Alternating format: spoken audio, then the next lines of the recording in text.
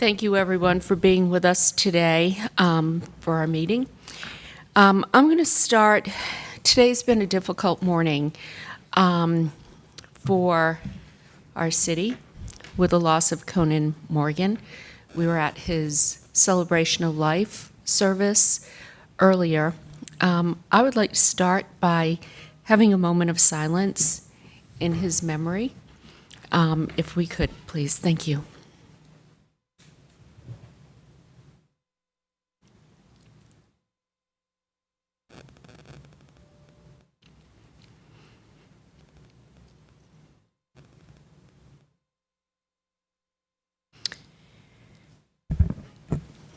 Okay, thank you. And now we have the Pledge of Allegiance. I'm going to start with Councilmember Melton. We'll work our way down.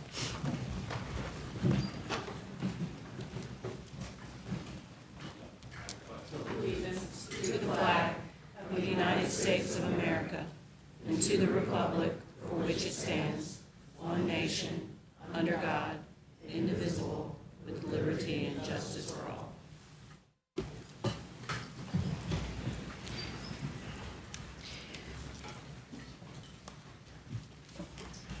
Where's the proclamation?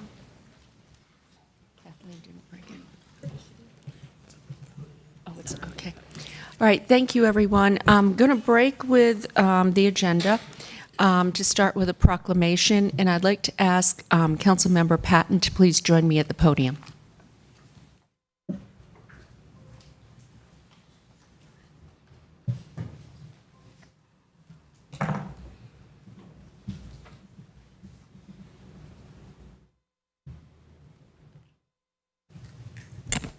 You want me to just go right into it? Go right into it. Awesome.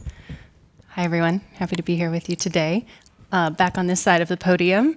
For those who followed the campaign closely, you might already know this about me, but in case you didn't, gun violence is a topic that is really close to my heart. I was a public school teacher for years and years. I've got a young daughter and a husband in the public school field. And so I send my two favorite people into public schools on a daily basis. So school-based violence in particular is really important to me, but I also acknowledge that there are a lot of ways people die or are injured through firearms, either through suicide or through criminal activity. And so working on improvement in the gun violence industry is really important to me, and we are thrilled today to be offering a proclamation in support of Wear Orange. I'm going to get the language wrong, so forgive me. But Wear Orange is a tool that's used by members of Moms Demand Action and other gun violence advocacy groups. Orange, like the color that hunters wear to keep themselves safe. They do this the weekend of June 2nd in recognition of someone who lost their life to gun violence. And so we will be making a proclamation, and I'm thrilled to be able to be part of this and be able to use this seat here at City Council as to make some small movements in that field. Okay, we will start with a proclamation. Whereas orange is bright and demands attention, is the color hunters use to protect themselves, as you acknowledged, and others from harm. Orange is the color that a group of people in Chicago chose to honor a friend who was killed by gunfire at the age of 15. They performed a simple act that has become a national movement to honor the victims of gun violence. And whereas June is National Gun Violence Awareness Month, people across the city, state, and country wear orange. It's a simple but powerful action. And whereas throughout the month, our social networks, our landmarks, and our communities will light up orange, representing a bright future free from gun violence, orange expresses our hope as a city and country that our places of worship, our schools, our movie theaters, and our communities will be free from gun violence. And whereas the Raleigh Police Department continues to implement firearm violence reduction strategies to reduce firearm-related crime in Raleigh, and the department is taking steps to reduce these numbers through training and education, partnering and engaging with the community, and using intelligence-led policing. And whereas gun violence awareness is highlighted in June, but must be communicated daily. We can all work to end gun violence so that Raleigh remains a safe, vibrant, and healthy community. Now, therefore, do I, Mary Ann Baldwin, Mayor of the City of Raleigh, hereby proclaim the month of June Gun Violence Awareness Month. I'm going to give this to you, Megan, to share with Mom's Demand. And I just want to recognize the governor, who yesterday held a news conference announcing a new initiative on safe storage. This is an education program. They are going to be providing safes and gun locks for people in the community. Again, this statistic breaks my heart, but the number one cause of death among children now is guns. And if somebody has a locked gun, even if they get access, they cannot shoot it. So this is so important to our future, ensuring that our kids are safe, those suffering from mental health issues are safe. If we can prevent deaths, it's what we must do. Starting to get a little emotional here, so I'm going to end with that. But I want to thank Councilmember Patton for sharing her passion with us and being part of this. So thank you.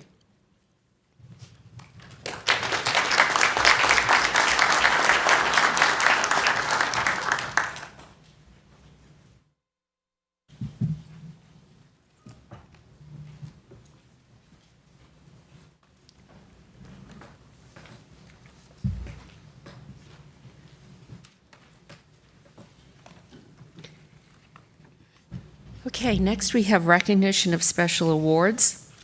This is the National League of Cities Youth Excel Initiative Fellow. So we will have Kathy Ector from Housing and Neighborhoods present this award.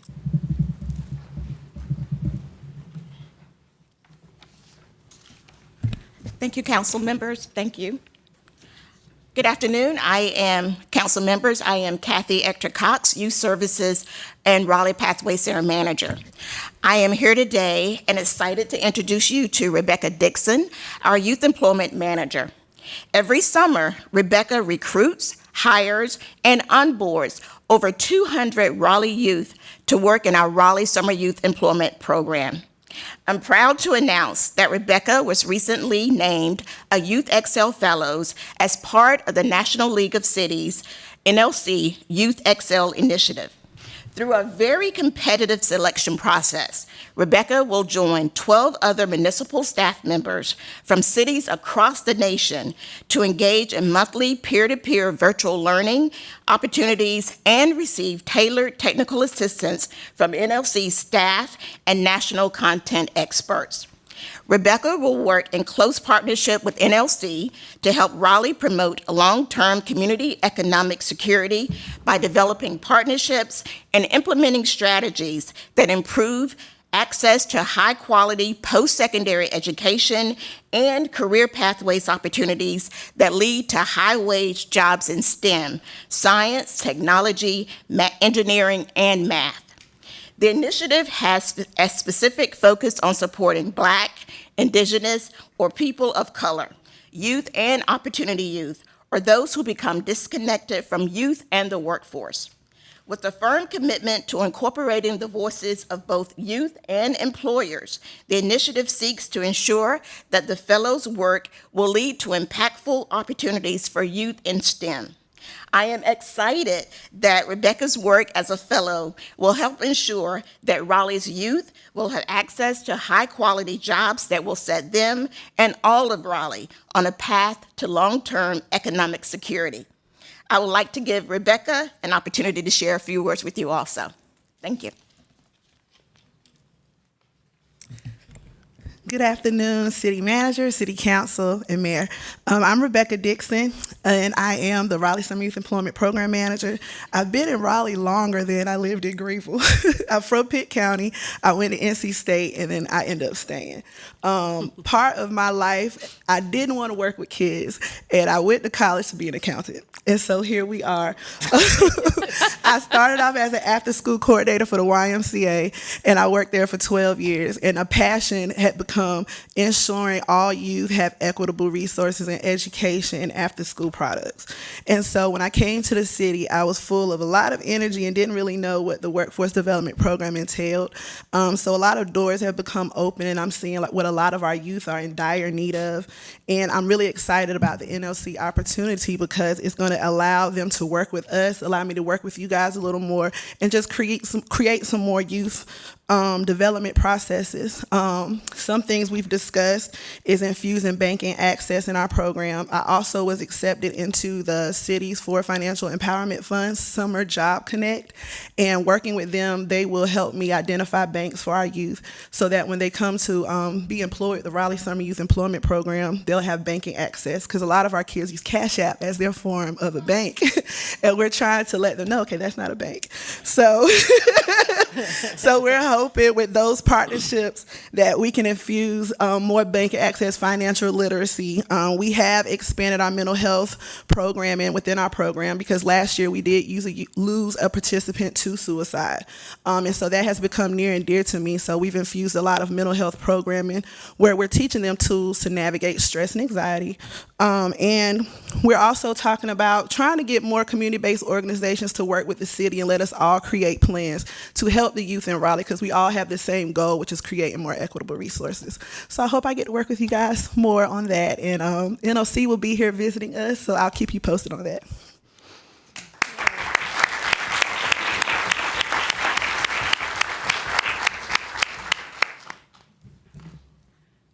Why don't we get a photo of all of us with them? Let's go up to the front and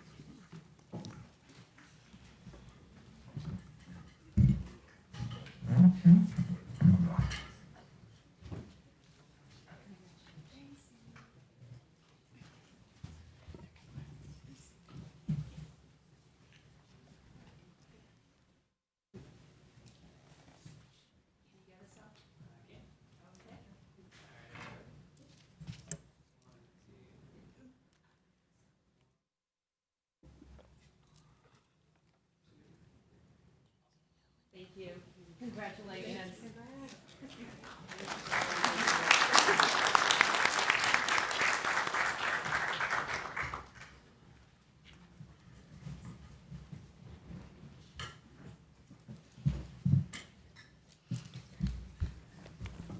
Next, we have the 2022 Employee of the Year Awards. City Manager. Thank you. So you may recall a couple of weeks ago, we had a preview of the awards, acknowledgement for all of our fantastic employees who were selected in their respective departments this year. And so we have a short video, and we will acknowledge all of our attendees that are in the audience today, as well as give the awards to 2 recipients who were not present at our employee recognition event.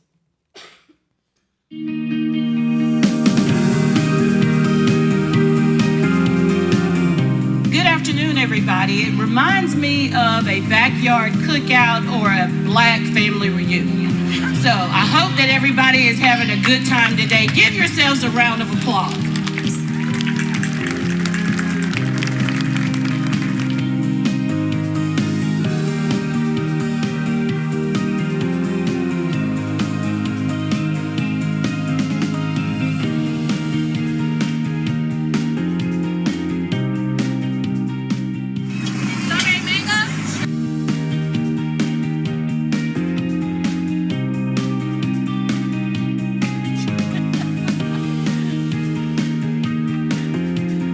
Christina's out there. Yeah. This means even more. Elizabeth, this one's for you. Thank you guys for this award. It means a lot. In 2022, 130 retirees from the city of Raleigh, and we have a few of them here today with us that we want to recognize.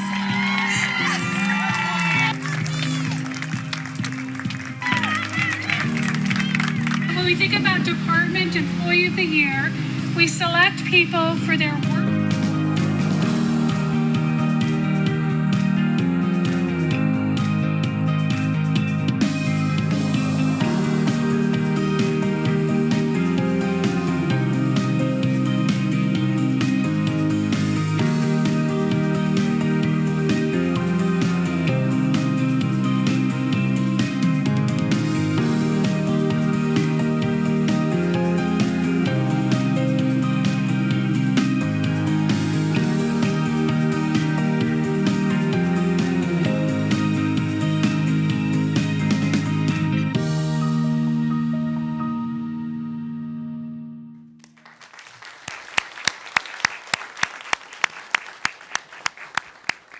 So, as you can tell, it really was like a backyard cookout or a black family reunion. We had a really good time that day, dancing and eating and enjoying each other's company. So, without further ado, I would like to acknowledge the 2022 Employees of the Year. And if you're here, please stand. And I'm sure council would like to get a picture with all of you all at the end as well. Dina Ali, who is our overall Employee of the Year, representing the Raleigh Fire Department.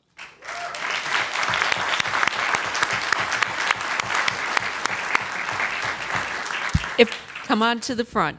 Erica Brandt, representing Housing and Neighborhoods.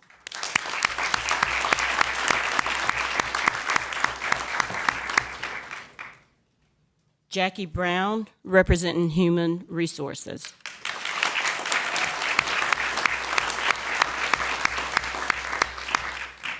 Sandra Sanani, representing Raleigh Police Department.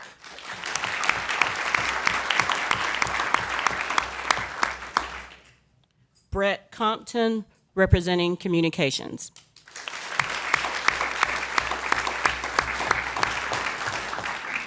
Lauren Evans, representing Internal Audit Services.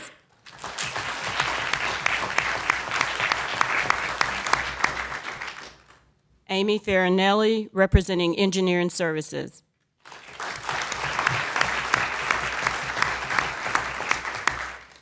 David Fix, representing Information Technology.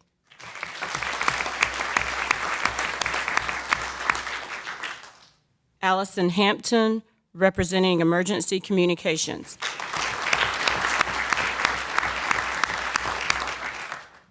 Dylan Karahalias, I'm sorry if I messed that up, Dylan, Budget and Management Services.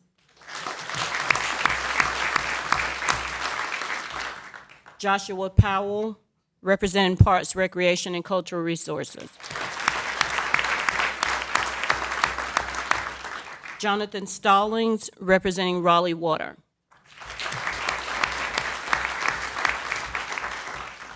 James Sudano, representing Transportation. Adrian Sykes, representing Solid Waste Services.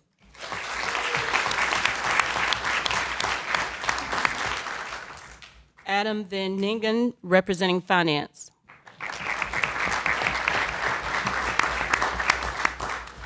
Bynum Walter, representing Planning and Development. And lastly, and definitely not least, Brittany Washington, representing the Convention and Performing Arts Center.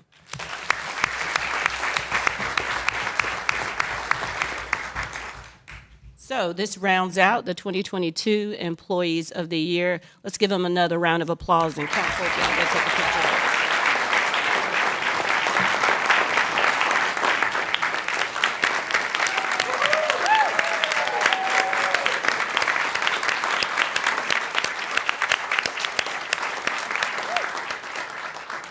All right, so while we get situated for the picture, somebody else has to take the picture besides Brett. He has, there you go.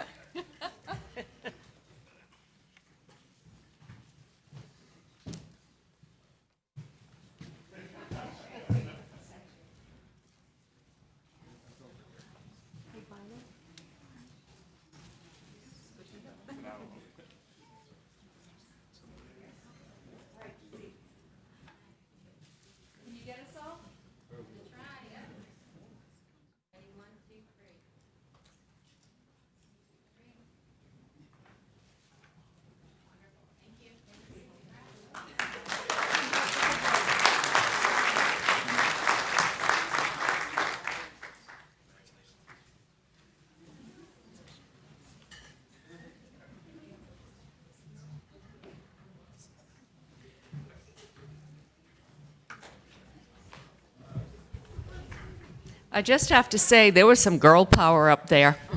Yes. Yeah.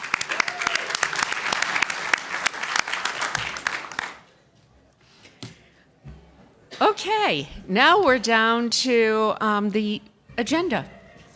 That was a great way to start a meeting. So, first is the consent agenda. We have had items on petition annexations D1 through D8 pulled by Councilmember Patton.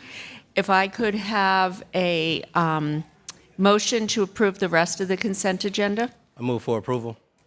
Second. Okay, all in favor? Aye. All right, that was unanimous. Councilmember Patton. Yeah, awesome. So my reason for pulling the annexations is just to do a bit of schedule management. We would have approved these ones, and then also the report and recommendation of the Planning Commission. There's also one that'll come to us tonight that needs to be renoticed. And I also know that next month we have some of our council members will be absent. And so with all of those things taken into account, I was a little bit nervous about how packed the meetings were on the 20th and the 5th, and I just wanted to leave them like a little bit more spacious in case any of the cases we do tonight might be continued. So I have circulated, but I'm happy to like pass down a proposal. It basically just takes the things that were slated to go on the 20th and drops them to the 5th, and takes the things from the 5th and drops them to August 15th in an effort to space out some of our work. So that is the reason I pulled them, and I'm happy to pass those. Have we had any communication with any of the impacted parties so we understand if we're affecting their projects? Yeah, I haven't really. We did receive some email traffic from applicants who have a conflict on the 5th. My proposal here doesn't really accommodate their requests because there's just a lot of work to be done. But I'm happy to open the floor for discussion if any of those applicants do want to speak, or if planning staff have additional context or information, happy to hear from it. I'm going to just ask first, is there anybody here who has, is representing one of these cases? Have y'all seen this? I don't think any applicants have seen what I've asked for. Planning seen it? Has planning seen Planning it? has seen it, yeah. Okay, first, Mayor Pro Tem, you had a Yeah, comment. one thing, August 15th, there is no evening session. Everything's in the afternoon. And I know those two cases that were marked evening were scheduled for July 5th. I know a conflict that I have, but I was comfortable with those being placed on the 5th. Yeah, for sure. Sorry for the lack of clarity. I left them as evening because that's where they would go under the Yeah, and my current other proposal, questions, but- because they're text changes similar to a rezoning, I don't know, I haven't had a chance to talk to the applicant seeing this to see if that our break impacts what they're trying to do. Because one is related, I think the text change is about a church, allowing a church to be built there. So I don't know from a financial standpoint if there's some deadlines they need to meet, because I'm just seeing this. So I just want to bring that to the attention. Okay, Isabel, which case is yours, and what I have comments do two you cases on this list. The first one is scheduled for June 20th, I think both before and after, so that one's fine. That's Z0323. The other one is, that was not Z. I think your next Here's one is this AX40. AX19. The ACC, no, it was 40. AX40. Yeah. That one's, oh, wait a minute. So is that one still going to be on June 20th? AX40? That stays, it looks like. So that one's okay, I think. Well, does that move to July 5th under your, In my suggestion, AX40 would move to July 5th, and your okay. other case, AX19, would stay in place. It would both be July 5th. Okay. I asked for I asked for AX 19 to move to June 20th, and now it's going to move to August. And my other case, it's like, be careful what you ask for. No, You know- none of your cases are moving to August. Well, okay, so I'd rather, personally, I have a conflict on the 5th. I'm going to be out of town for the 4th of July. I could make the evening meeting on the 5th easier than the afternoon. I don't know if that's possible to move both of those annexation cases to the evening session, just to accommodate personal schedule. If it's not, I'll figure out a way, but I'd rather them be in June. Both of these clients need their properties annexed to keep their development process moving before the summer break. So if we have to have them on July 5th, I would request that those be moved to the evening session, just so I can get back from out of town, if that's acceptable to council. My preference is to be June 20th, but second preference is to be the evening of the 5th.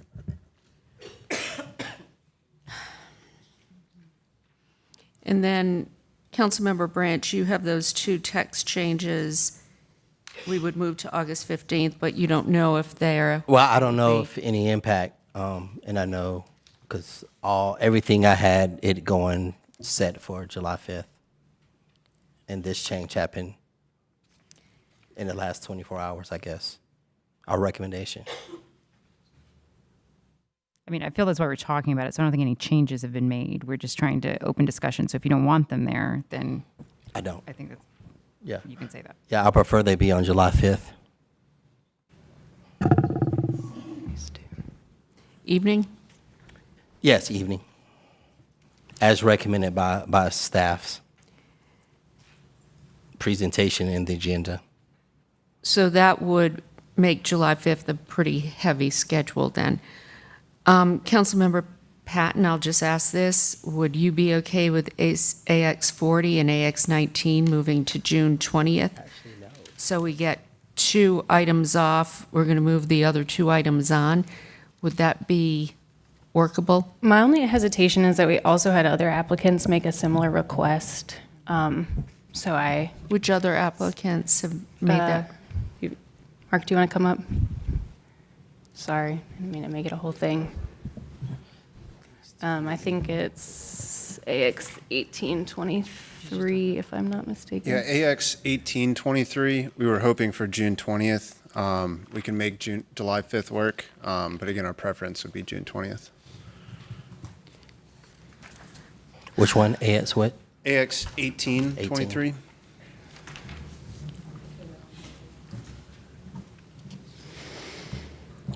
I don't see. So that would be the only annexation on the 20th? So we'd have to add that.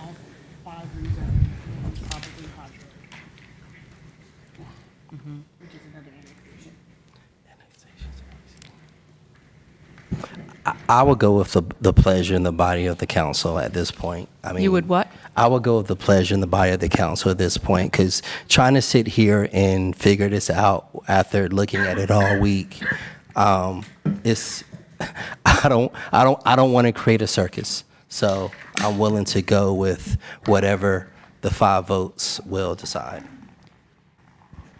And can I just add, if you see this, these are how many cases where it's a lot of stuff. So I think to Councillor Patton's point, it's a lot of things that we're trying to manage and then also not overloading. We've had a lot of days go by where we've got 13 cases and we're here till midnight, and we're just trying to make sure that it's balancing both what the applicants need as well as not staying here this late. So I just want to make sure that's known. Could I make a suggestion? Could we ask our planning staff to look at this, and maybe there's some tweaks they can make? You're hearing what some of the challenges are. So why don't we hold this, and then we'll take it up later after staff has had an opportunity to look at this, and then maybe come back with some tweaks that might help. Would that? Sure. Okay. I think that's good. I would just really implore planning to be like, maybe we don't need to have more than 10 cases or more than 8 on any day. So 10 would be tops, and just with some of the changes I'm seeing, like people are asking us to have about 9 to 10 on any of the given days. So if you could try to keep it around 8. So here's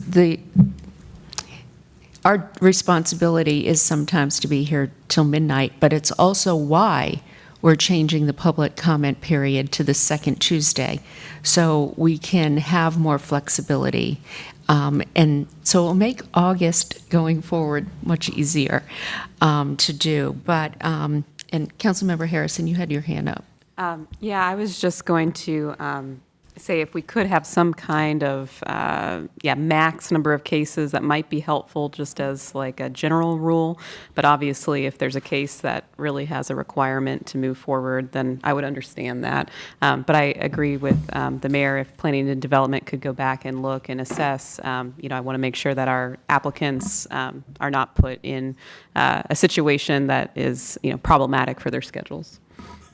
Mayor Pro Tem. Just one last comment. Our job is here to serve the will of the people. And we've done that since this council's been sworn in. But in order to really do it, sometimes it means staying late. It means, and trust me, I had a child born while being on council. I understand the late hours. I understand the conflicts. I get it. And one thing that I've always been good at is I can agree to disagree. And though I disagree with this, I'm willing to live with it and we can move forward. But just for me and my charge is to serve the will of the people. And if it means we have to stay late, I've done it and I'm willing to continue to do it. And that's all I personally need to say.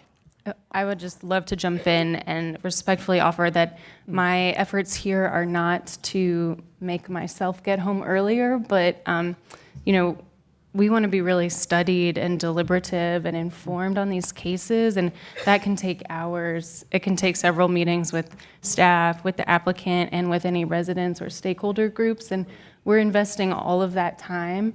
But the more cases we have, the less time we can invest in each one. So, my motivation is not that I want to be home at a certain time to be comfy and cozy. We both have young kids, we have that in common.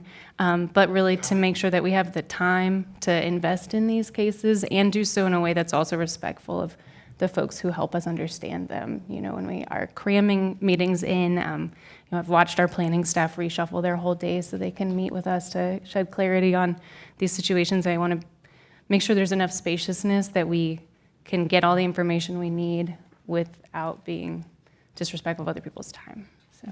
So More to that point, though, I definitely think it's Councilmember Black, Councilmember Black, please raise your hand and wait to be recognized. Thank you. Let's show proper decorum, okay? I'm sorry. I had my hand raised. You were over there when I was ready to speak. If I'm over But there more to and you're that raising point, your hand and I can't definitely see to you, what that's not proper Pat decorum. was Thank saying, you. I definitely understand. I don't think any of us are here trying to say that we are trying to get out early. It's just trying to be reasonable with our time and the hours that we're putting into it and making sure that we are learned on everything. So I think we all understood that we were signing up for long hours, and we've all experienced that in various ways over the last few months and several years for some of the people here. So it's less about, I think, being able to serve the people comes with being able to understand and have time and space to actually digest what's happening with all the cases. And that's hard to do when we have more than 10, more than 8 really. So that's where a lot of this came from. And I know we've had conversations about some of the long hours and just wanting to balance that out. So I think that's where this conversation is really coming from.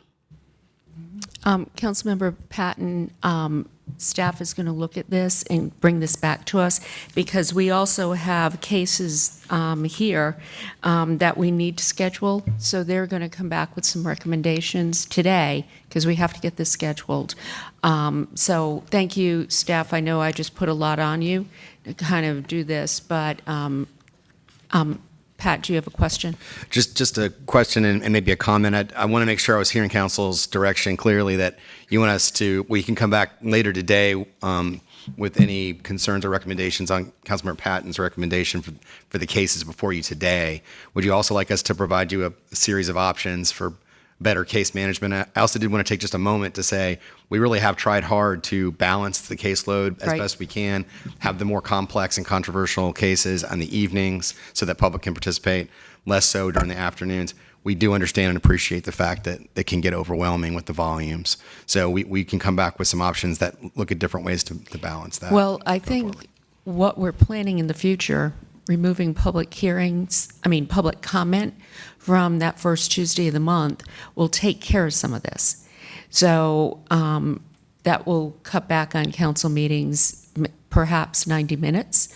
So if we have fuller schedules following, say, August, September, October, we won't have the same impact because I think that would address the issue of late hours, but not necessarily the issue of the research load needed in between meetings. So, but let's not focus on that right now. Let's focus on getting us a schedule that's balanced, that we can approve today. Yes, thank you very much. Okay, thank you. All right, so we will hold that open until staff gets back to us, and then if they can present their findings to us, that will enable us to make a decision. Okay, next we have the report and recommendation of the Planning Commission. Good afternoon, Bynum Walter, Planning and Development. I'm joined by Chair of the Planning Commission, Roberta Fox. So I'm just going to walk through these and tell you a little bit about them. I don't expect, based on what just happened, that you're actually going to take action to set a public hearing, but I want you to understand a little bit about the background of these items that are coming out of Planning Commission. So a reminder about what's already scheduled for public hearing, and then we can come back to this. So what's coming out is a request for extension on Z7222. So remember, Planning Commission has a finite time to review a case. This is a request to remove the Historic Overlay District from a vacant lot in the Prince Hall District. And as a result of that, the Raleigh Historic Development Commission has reviewed this. Their conversation was the timing of that in relationship to when the Planning Commission saw this most recently, meant that the Planning Commission did not get to see documentation of the Historic Development Commission's discussion. The commission ended up not making a decision or a recommendation, but still Planning Commission would like the benefit of reading about their discussion. And so this extension would allow that to happen and would extend the review period from May 27 to June 26. I do expect Planning Commission would report out pretty quickly once they've seen the Historic Development Commission's discussion. So that's that. So the request for extension there. Kindley Street. So this is just west of the Performing Arts Center, Z8822. This is a request to go from 20 stories to 40 stories. Planning Commission is recommending approval. We can come back to the question of public hearing date. Whitfield Road, TCZ 723, as Mr. Branch mentioned, this is a change to zoning conditions to allow the faith organization that owns the property to build a place of worship, and Planning Commission did recommend approval here. And then this last piece, TCZ 923, again, changed to zoning conditions, looking to remove, so this was rezoned a number of years ago. They're looking to remove a number of conditions here that have been satisfied in the interim, and also remove some of the conditions that regulate or otherwise limit use as vehicle fuel sales. So that's really the motivation here. And again, Planning Commission recommends approval. Any questions I could answer for you about the particulars of the cases? I cannot speak to applicants' desires about timing. I did not have enough information soon enough to be able to talk with folks about that. But otherwise, anything I could help with. Mayor Pro Tem. Not really a question for you, but just for council, I would be ready to move with approval for the 30-day extension for Z7222. All in favor? Aye. Okay, that was unanimous. And we'll come any back other on questions on any of these cases? Okay, we'll look at what comes back, when it comes back. I'll be back. Okay, thank you. All right, next we have Councilmember Jones. I'm so sorry. I just want to go back really quickly on to Z72. I am the liaison for RHDC, so I did want to just shed some light. They are deadlocked at the moment, and that's why the extension is requested. And for me, I'd love just some more information about Prince Hall Overlay District, because that's where their concerns were. It was the continual dismantling of this district and what that means for the future. So I think a background of that would be really appreciated for me on being new. Would you like that included in the manager's update? Would be great if that's possible. That would be fantastic. Okay. Thank you so much. All right, thank you. Councilmember Harrison. Is it also possible to have a work session? I think Mayor Pro Tem Branch, we had been talking about that. Is there a planned work session in the fall, early fall, on that historic district? I think just having a broader overview would be really helpful. Is that something that's scheduled? So it's not currently scheduled. I think it's something that would be good and helpful because the Prince Hall Overlay District, just based on the conversations I've had, you've had those who own historical properties who are asking to come out of it. I received the email today with the list of property owners who want to be out of it, and I'll pass that on to staff as well. I just got it today, but just having an overall conversation, and I've spoken with the mosque, the temple there, that they're asking to come out of the overlay that's named after them, Prince Hall. So I think just having an overall conversation about this particular overlay, and are there ways we can recognize the historic significance without necessarily having the barriers that the overlay is putting on these property owners? Because they understand the significance of the history. Their challenges are the barriers that the overlay puts for them to enjoy the redevelopment of their own property that they own. And these are people of color. Well, when this was approved, and Councilmember Black, I'll get to you one second. When this was approved, the CACs had actually voted against the district. And so there has been that tension and conflict since it was approved. So I think having further discussion on that could be helpful. Councilmember Black?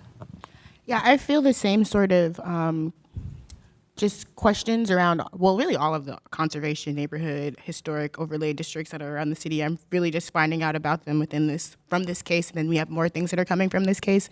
And I know in work sessions, we're not able to hear from the community, so maybe we can have some sort of session or special meeting where we can hear people who may not be interested in being in the overlay district, just so we can have that sort of understanding from there. Like, I want to know more about really all of the districts, but specifically that one because it's been so relevant recently. But then also I would love to be able to hear from people who may not be interested in being in it or vice versa. Councilmember Harrison? Yeah, I'd also like to point out the letter that goes along with the rezoning case Z7222 on South Blunt Street. This was from the North Carolina Department of Natural and Cultural Resources, the State Historic Preservation Office, and they give a number of recommendations about the Prince Hall Historic Overlay District. And so some of the information that I'd be looking for in a work session or some kind of meeting would be also from groups like that, as well as RHDC, just so that we can get a full understanding of some of the thoughts about its history, as well as where we're headed with it, as there have been a number of rezoning cases that are relevant to it. Sure, we can get that scheduled in the fall. Councilmember Jones? And one more thing, it's off of the Z72. I appreciate staff. A few weeks ago, I had asked for religious observances in this part of the agenda, and I know that in a manager's report, we received a very comprehensive list of all of those observances, and I was wondering, is it possible to include them here? Because it's something that I may forget to pull up as we're going through, and I want to make sure that I'm being respectful of our residents, of our applicants, of our religious observances time. And I'm just wondering, can we include that in this slide that we do with the presentations from the Planning Commission? Meaning if it falls on a... Only if it falls on a holiday, not like everything. But if it's June 12th and June 12th is a holiday for X, Y, and Z, can we just include that so that it's on the front of my mind and then I can make sure to ask those questions to whichever group needs? Okay. Yes, we can do that. Thank you so much. Okay. All right, thank you. Any other comments on that? All right, now we'll jump to special items. This is rezoning Z 8022.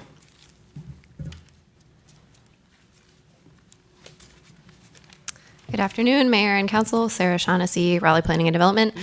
So this item was brought to you on May 2nd as part of the report of Planning Commission. At the request of the applicant, Council deferred setting the public hearing for this case. Given the recent conversation, I think we'll come back to you with a recommended public hearing date. I'm happy to tell you a little bit about the case so you have that awareness before it gets scheduled. So this is a request to rezone about 25 acres to OX4 conditional use. It's located in West Raleigh, just east of 40. The Planning Commission has recommended approval, 7-0.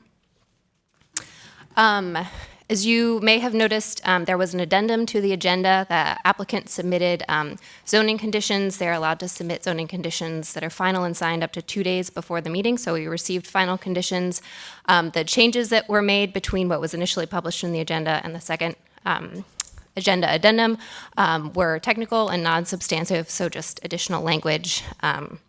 They're summarized here, so limits certain uses, limits residential development, limits square feet of office and retail sales, does offer a contribution for affordable housing based on the total number of dwelling units, prohibits the apartment building type, prohibits or requires a tree conservation area within the Richlands Creek floodway within 50 feet. Also requires a tree conservation area within 50 feet of I-40, and then some additional restrictions on development within that Richlands Creek floodway. So 12 conditions in total. I'm happy to answer any questions, and again, I think we'll come back to you with a recommended public hearing date. Councilmember Harrison? Yeah, I have spoken to the applicant. I do think they were interested in keeping the July 5th date if possible. Okay. Okay, thank you. Any other questions? All right. Thank you. We'll come back to that. Next item is appropriations from contingency, City of Raleigh Museum. We discussed this at our last meeting. If someone would like to make a motion? Move for approval. Second. All in favor? Aye. Okay, that was unanimous. And then appropriation from contingency for Enloe Magnet High School. Move for approval. Second. All in favor? Aye. Okay, thank you. That's the quickest report you'll ever give, Sadia. And that now leaves $45,000, I believe, in our council contingency. Okay? Madam Mayor. Yes. For this case, this section is coming up. I received an email, I think staff received the email that the applicant has pulled it and wants to bring it back in the fall. And I've had conversation with them as well. So I don't know what action we may need to take since they've made that request. Yeah, that's correct. The applicant's expressed an interest in bringing it back. Staff has no concerns or objections to that approach. At this time, there's no deadline for action or shot clock that's running since the text change has not been authorized. So if you accept their request today, we would just work with them to bring it back as a special item at a future date. Okay. Do we need a motion on that? Could you make that motion? I move to honor the applicant's request to pull this item. We have a second, seconded by Councilmember Patton. All in favor? Aye. Okay, that was unanimous. Thank you. Next, we have advisory board and commission meeting formats. Oh, that was the quickest we got these special items too, right? Good afternoon. I am Taisha Hinton. I have the pleasure of leading the Office of Community Engagement. And today we'll be talking about our boards and commissions and their meeting formats. I'm going to be co-presenting with my colleague, Beth Berg, from the Communications Department. For those that may not know, Support for boards and commissions is one of the internal focuses of our office. Ellen Colum from our office works closely with the staff liaisons who then support the boards and commissions. So everything you're going to see today, all the credit goes to Ellen. I'm just at the podium. We will be giving you an update or a reminder of kind of the meeting format options that we've talked about in the past. We'll go over, we were asked by a couple of council members back in March how much it would cost if we were to bring in a third-party vendor or if RTN were to cover some of the meetings for your boards and commissions. So we'll discuss that. And then we were also asked to bring back information about the logistics of how voicemail public comment phone number would work. So we'll cover all of that today. So a quick review. During COVID, all of the boards and commissions met virtually. And so when they were directed to come back to meeting in person, we started to receive requests or concerns from the board and commissions about the amount of participation that they were able to obtain during COVID. And ultimately, they wanted ways to maximize participation in their meetings for both the board members and for members of the general public. And so the options that we came back with in March were ways to preserve those participation levels. Quick recap. Currently, the majority of your boards and commissions just meet in person, all right? So that's when the board members, staff, and the public are in the same room. And if somebody wants to participate or watch one of the majority of your board or commission meetings, they have to do so in person. If a board or commission offers public comment currently, the public can only do so by coming to the meeting physically or sending an email. Hence, our ask of you to look at considering voicemail public comments for them, which we'll discuss later. You also have about 8 boards or commissions who currently have their meetings streamed through Raleigh Television Network, RTN, like we're doing here today. Council Chambers is the only room that's set up to offer that type of support. In addition to the 8 meetings covered by RTN, they also cover your council meetings, your council committee meetings. That's about 240 to 300 meetings per year that awesome team takes care of.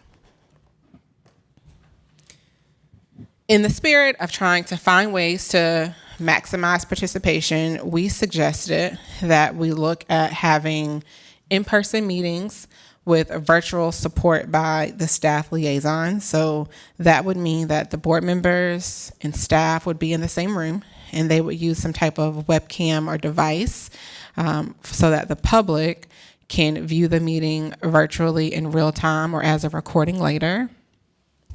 And if the liaison were able to record the meeting, RTN and their web team could post it later on the website or YouTube. We also came to you and recommended in March that we look at a virtual platform for some of your advisory boards or commissions. So that's all board members and staff at home or in their office. It would require the board members to have their own device, which could be a barrier to participation. And this option obviously would not have the ability to give public comment in person. Here are the list of boards in which the meeting format flexibility applies to. It excludes those that are quasi-judicial or have some type of legal responsibility like the Planning Commission. And when we were with you back in March, you all directed us to, you seemed comfortable with the format suggestions and you asked us to go back to the boards and commissions and ask them their preferences. And so we had 3 on the left who just want to meet in person as they're currently doing. We had the 7 on the right who would like to meet in person but add the webcam component so that the public can watch it at their leisure. And then we also had 4 boards of commissions that have a little bit of a special circumstance. So the Fair Housing Board did not have their main meeting, so they have not taken a vote on the meeting format yet. The Persons with Disabilities and Hispanic and Immigrant Affairs Board abstained from voting. You all received an email from them requesting for a hybrid format. And just after different conversations with the city attorney's office, it's our understanding that the entire board would have to be in person or the entire board would have to be virtual, and that a hybrid format is not an option at the time. And then for the Substance Use Board, there was a split vote, and so they don't have a decision yet. So it's our recommendation that these boards, by default, would just meet in person until an eligible format is decided upon. And with that, I'm going to turn it over to Beth, and then I'll be back to wrap us up. Can I ask a question before you Yes. turn it over? Sorry. Can you tell us a little bit more about the conversation of the substance use, if you have it? What was their split vote? What were some of the... Right. So it was literally just that half wanted to meet in person only, and the other half wanted to meet in person with a webcam so that it can be streamed.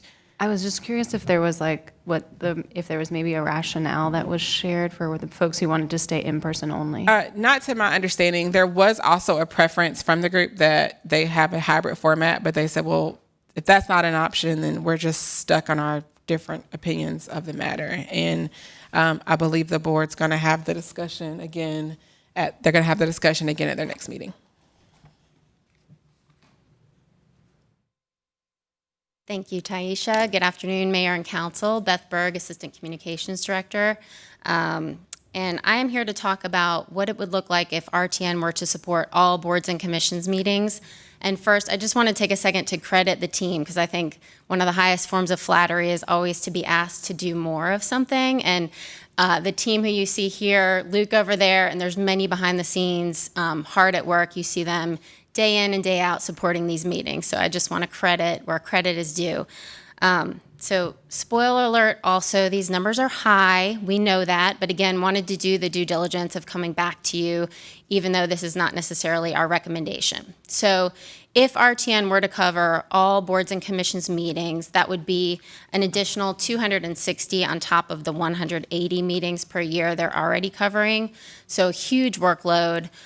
We estimate we would need 3 to 5 full-time employees additional, in addition to equipping more meeting space. So Taisha touched on this, but only the council chamber is equipped in the way to kind of deliver the production qualities that you're seeing here.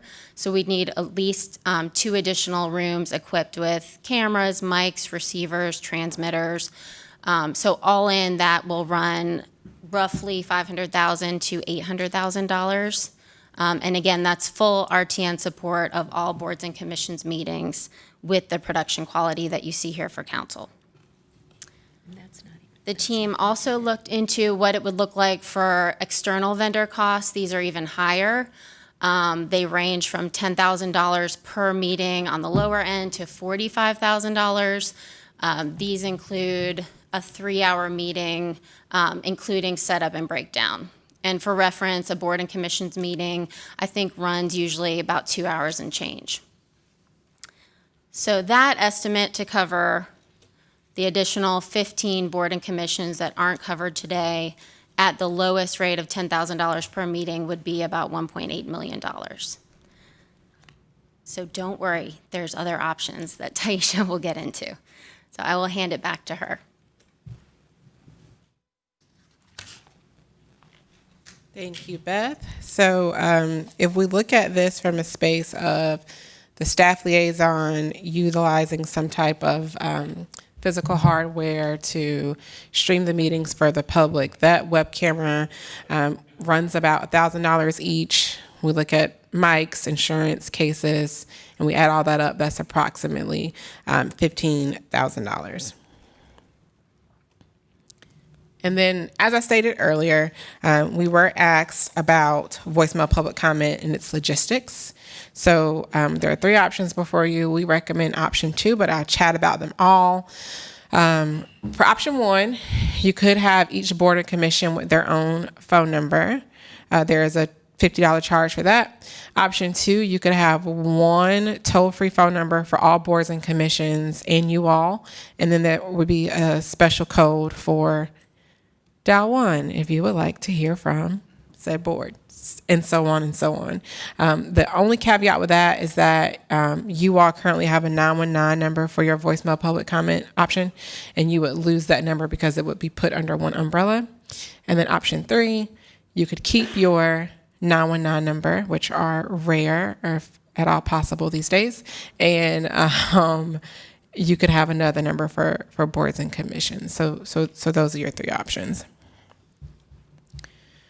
So a couple of things to discuss. Number 1 is just either direction or authorization for boards and commissions to meet in the eligible format they've requested starting in the fall, November. Discussion item number 2 is just meeting coverage. Beth talked to you about RTN, external vendors, and then we also included the calls for staff liaisons to do that. And then the third discussion item is just how you like to move forward with public comment. We're recommending that all of these options be effective in November. So we'll take any questions. Okay, do we have any questions? Councilmember Harrison? Yeah, just a couple items. Apologies if I missed this. BPAC, where do they end up here? I didn't see them listed. I know they have RTN services now. They do. So they're already receiving that service. Okay. But did they mention any desire for hybrid as well in terms of like the persons with disabilities and Hispanic and immigrant affairs? They had requested a hybrid format. Yeah, not to our knowledge. I just glanced back at my expert and she said not to hers as well. Okay. Yeah, and I just wanted to kind of lift up those 2 groups. Again, the Persons with Disabilities Board and the Hispanic and Immigrant Affairs are requesting a hybrid format. And I realize we have been given the guidance that is not legal. I would question whether that is such a concern, and especially because it's the Persons with Disabilities Board Commission. My guess is that there are folks who are looking for a variety of accommodations in order to attend that meeting, and I feel like we might be on better legal ground on that one. So I'm throwing that out there. So just one point of clarification on the hybrid versus remote or in person. I think and obviously a lot of this was informed by the guidance provided prior to the retreat to community engagement by the prior city attorney. I think one of the guiding principles under state law that was largely under the state of emergency was that you had an in-person meeting or a remote meeting, and those were the only options. If a public body, whether it be a legislative governing board or a board or commission, met with all members but one attending in person and one member remoted in, under the law that made that a remote meeting. And so there was a possibility of members being in person in the same room, but so long as one member was calling in, dialing in via a format like WebEx, under the law that treated it as a remote meeting and made the remote meeting requirements take hold. So I think the distinction wasn't so much that hybrid meeting was illegal so much as the law treated it as a remote meeting and all the pieces of the law that distinguished a remote meeting from an in-person meeting kicked in. And I think in the context of Taisha's comments, what that primarily relates to is how public comment could be received. Okay. Councilmember Melton? I have a couple of thoughts. When we had this discussion at the retreat, I kind of said, and probably not in this terse language, but was like, what's going to happen if we just let people do hybrid? Like, are people going to, like, what is the penalty going to be? Like, we risk assessed the levels of, well, we absolutely know things like planning commission, board of adjustment, but then when we're getting into sort of these ones that don't really take any formal action other than make recommendations. That said, we did signal when we went to this step that the options would be in person or in person with streaming. And so what I don't want to do now is go back and consider this hybrid option because 2 or 3 of the 14 said, well, we're going to abstain. We don't like the 2 versions you gave us. We still want hybrid. I don't think that's fair to the other 10 boards that picked one of the 2 menu items, quite frankly. I think we need to remember that before COVID, everybody was meeting in person. And so we certainly learned some best practices from being thrust into a virtual world. I know in my law practice, we learned some things and how we appear at the courthouse is different. So I think we are increasing access a lot by allowing sort of this new menu of options. But I do want to be fair, and I do think that if the options we gave were the in-person or in-person streaming, then we should apply that to everybody. I think that's the fair way to do it. Looking at those options, how it would be administered, I would be fine letting it start November 30th. I'm fine with the staff recommendation of it being staff liaison led. I do not think we should be investing $500,000 to $800,000 worth of money into this building to upfit it for streaming when the goal is to have a new building that will be able to stream and have all the other amenities we know we need. And then on the voicemail number, I'd hate to lose our 919 number because folks are comfortable with it, but I do think if there were one voicemail number where you call in, whether you want to leave a comment for BPAC or comment for public comment for city council, I do think one number may help make it easier for the public. So I think my preference is let them start November 2023, do the staff liaison led, staff recommended option for streaming. I would consolidate the voicemail into one number. And for the 4 boards and commissions that didn't make an option, I guess they'll just keep meeting the way they currently meet until they can form some consensus on whether they want to take advantage of one of these other options. So could you go back to what your recommendation was in terms of who meets in person and then who meets virtual, just so we can see that?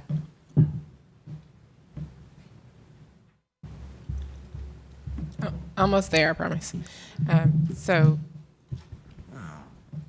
here, is this the slide? Okay, so those would be, so help me understand where this fits in. I think they're to all your in person. comments. It's just the 3 on the left are in person with no streaming, Right. and the rest on the right have elected to do in person with the streaming capability. streaming. Then the But 4 can on we- the other one said, well, the Fair Housing didn't vote yet. 2 of them said Right. we're going to abstain because we want a hybrid format, which I think we agreed. The 2 options we put forward were we didn't put a hybrid option forward, and then the 4th one they couldn't.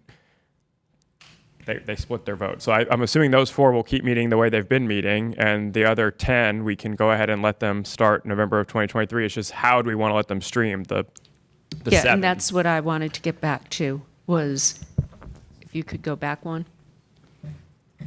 So is anybody there currently streaming on the right-hand side, or would this all be new? 2 of them on the right-hand side are. Stormwater Management Board was the first one to kind of figure out a way to preserve that level of participation, and then Historic Resources and Museums Board. So it would be new to everyone at the top. Okay, and so that would be, getting back to Councilor Melton's point, that would be the liaison-led. Correct. The remainder.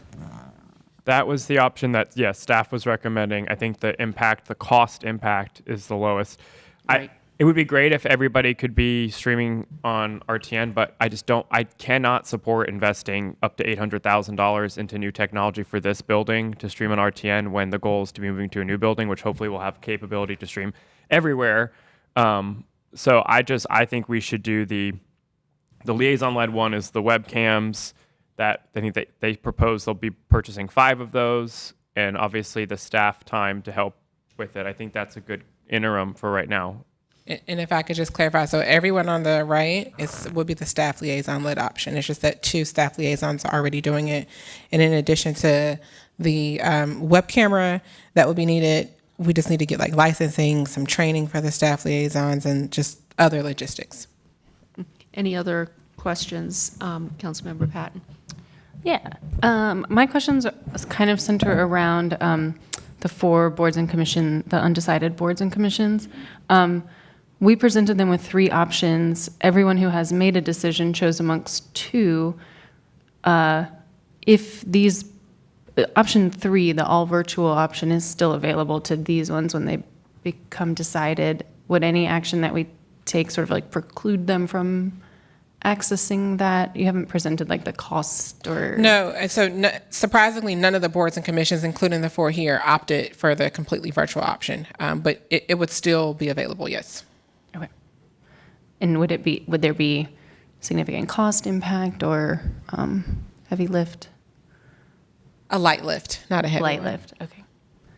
All right, cool. As long as that's still on the table for them, I'm comfortable.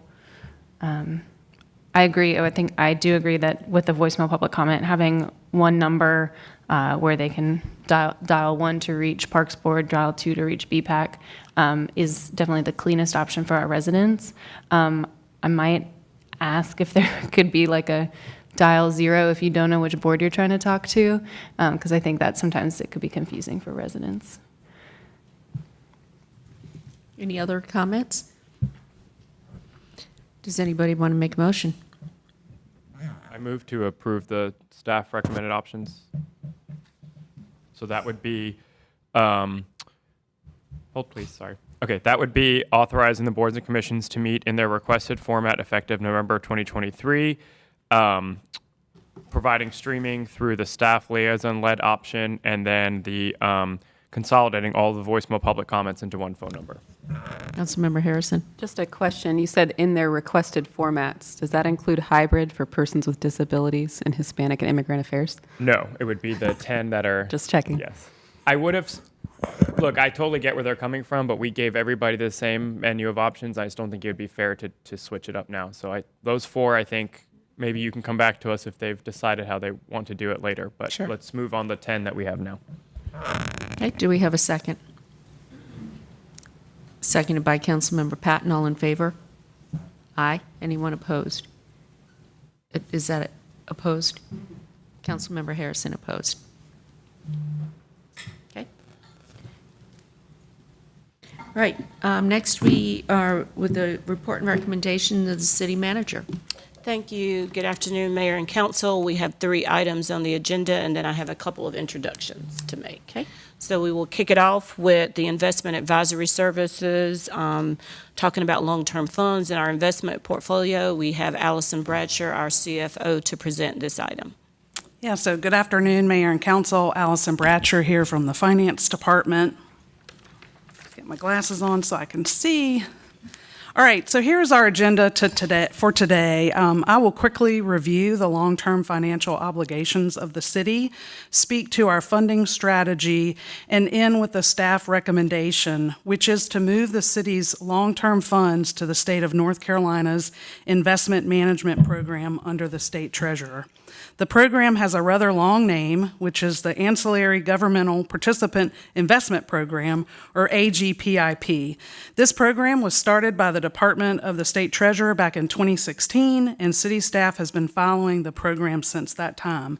Just a reminder, the group at the State Treasurer's Department manages the city's pension fund as well as 401k, and they have a whole group dedicated to daily management of investments for local governments here in North Carolina.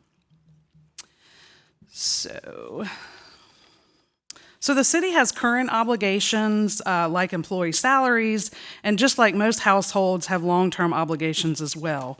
For the city, these obligations are future costs associated with employee post-employment benefits, or OPEB, and per state statute, the city is required to pay out to law enforcement officers a special separation allowance. And we also set up funding called risk reserves, which help meet fund balance goals, as well as providing funding for any claims that may be filed against the city. Annually, the city funds these obligations based on an actuarial basis to ensure that when these obligations come due, the city has set aside funding to make these future payments. So translate that to a household, it's like saving for a house down payment or a child's college education. So the city has the ability through legislation to invest these funds in a safe and sound manner. An example is certificates of deposits that you may be familiar with your own finances. So the city is at a point with our third-party investment management contract, and it is expiring. And as I mentioned, we've been monitoring the AGPIP program for some time, and to move to the state contract, an RFP is not required. And staff reviewed many factors, which are shown on the graph there, in making this recommendation. Fees. So the state's buying power, given all the investment programs, is very low compared to a for-profit investment management company. While past performance doesn't predict future performance, the performance has been competitive to the current city's strategy. We want to ensure the city has the authority and the right investment options, and of course the state would know that better than anyone. We also wanted to see what peers were using the AGPIP program, and they have at least 60 plus participants invested in the program, an example being Wake County. The state uses partners that have great reputations and who specialize in this space. And we wanted to ensure that there's a strong management, fiduciary oversight, and that there are periodic assessments of performance. And so the state's plan certainly checked all of those boxes. So staff is recommending a move of the long-term investments to the state's AGPIP investment program, given our review of the program. We also request that the city manager have the authority to execute all the necessary documents to move the city's existing OPEB trust and establish a new trust for the LEO funds. And I'm happy to answer any questions that you may have. Okay, Councilmember Jones? Thank you so much. There's a lot that you said that I have no clue what you said. It messes with my brain. I am wondering, so we have a financial strategy right now and we're switching it. What's wrong with the one we have right now? So we're actually not changing our strategy at all. What we're doing is changing the partner that takes those funds and makes the investments on behalf of the city. So today we have a partner whose contract is expiring. And what we're asking for is to move to the state's program. So Great. very And similar in strategy. I guess I'm just asking, with our current partner, were there negatives as to why we want to move? We've been with them for a while. Have they not performed well? Why? I know I understand what you're saying. Moving to what the state is doing, I get, but I'm trying to understand our current provider and why we would want to move. Yeah, that's a great question, and our current partner has been great for the city. They are a for-profit entity, and so thus their fees are higher. We did that initial RFP back in 2017, and the state's program was very, very new at that time. So we really wanted to watch how that program took off from the state's perspective before the city would propose moving our funds into their program. So we're really just at a point where the contract with our existing investment group is expiring. So we feel like this is the right time to move. Okay, so I'm just understanding there's a potential for more money or it's going to be less expensive. Less for us, expensive, yes. Less expensive Yes, for us yes. to move over to this. And under the state, who is the investment? What is the company that's doing the investment? So a lot of it is through BlackRock. So again, a lot of well-known names. I think J.P. Morgan, BNY Mellon, there's some other investments. And the state's group does our pension plan. They do the 401k plan for our LEOs. So they already have, and quite frankly, have a lot of expertise in this matter relative to investments for local governments. Understood. Thank you very much. Councilmember Harris and then Patton. Yeah, I was just curious, is there an opportunity to focus on socially responsible investments? So looking at, both, rate of return, which is critical, but then the social and, environmental impacts of our investments. So, I know there's funds out there, I'm guessing through BlackRock or Vanguard, these kinds of companies, where you can avoid, let's say, investing in gun manufacturers. Correct. Or, making sure we're investing in green technology. And just curious, is that something that you all can look into or have looked into? What are opportunities in that space? Yeah, that's a really great question. And I do not know off the top of my head what the state's program for kind of ESG investing, that is a rather sort of new topic that's out there. Could certainly take a look at what the state's program is. I will just say we are very limited in what we can invest in, rightfully so, right? These are public funds, and so we don't want to get into any areas where there might be a lot of risk associated with loss. But other than that, I could be glad to put that in a manager's update if that would be helpful. That would be great. Thank you. Councilmember Patton. Yeah, a lot of mine mimicked that. I was going to ask about ESG investment. I certainly understand the tension of wanting to make sure our our future funds that will go to our dedicated employees are well protected, but I also want to make sure that we are living into our values in as many places as we can. And so where we have opportunities to not invest in alcohol, tobacco, and firearms, I would really appreciate the opportunity to do so. So I welcome that additional research.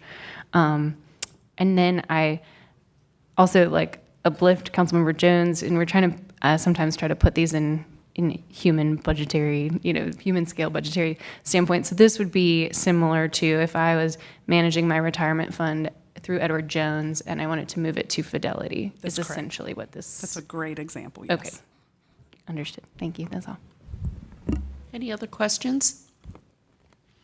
Okay, do we have a motion? Move for approval. Second. All in favor? Aye. Anyone opposed? Councilmember Jones opposed. Okay, the second item is the Southern BRT Station Area Planning. We have Sarah Shaughnessy and Hannah Reckile. And right after that one, we have the Western BRT Station Planning Area bringing forward names for the community leader groups. So it's tag team for items 2 and 3. Yes, ma'am. So hello again, Sarah Shaughnessy, Raleigh Planning and Development. I'm joined by my colleague, Hannah Reckau. I am the project manager for the Western Station Area Plan. Hannah is the project manager for the Southern Station Area Plan. So if you recall, we first presented these projects when we came to you with a request to authorize the ability to negotiate a contract with our preferred firm for the project. So now we're coming back to you to talk a little bit about a piece of the engagement plan for these projects.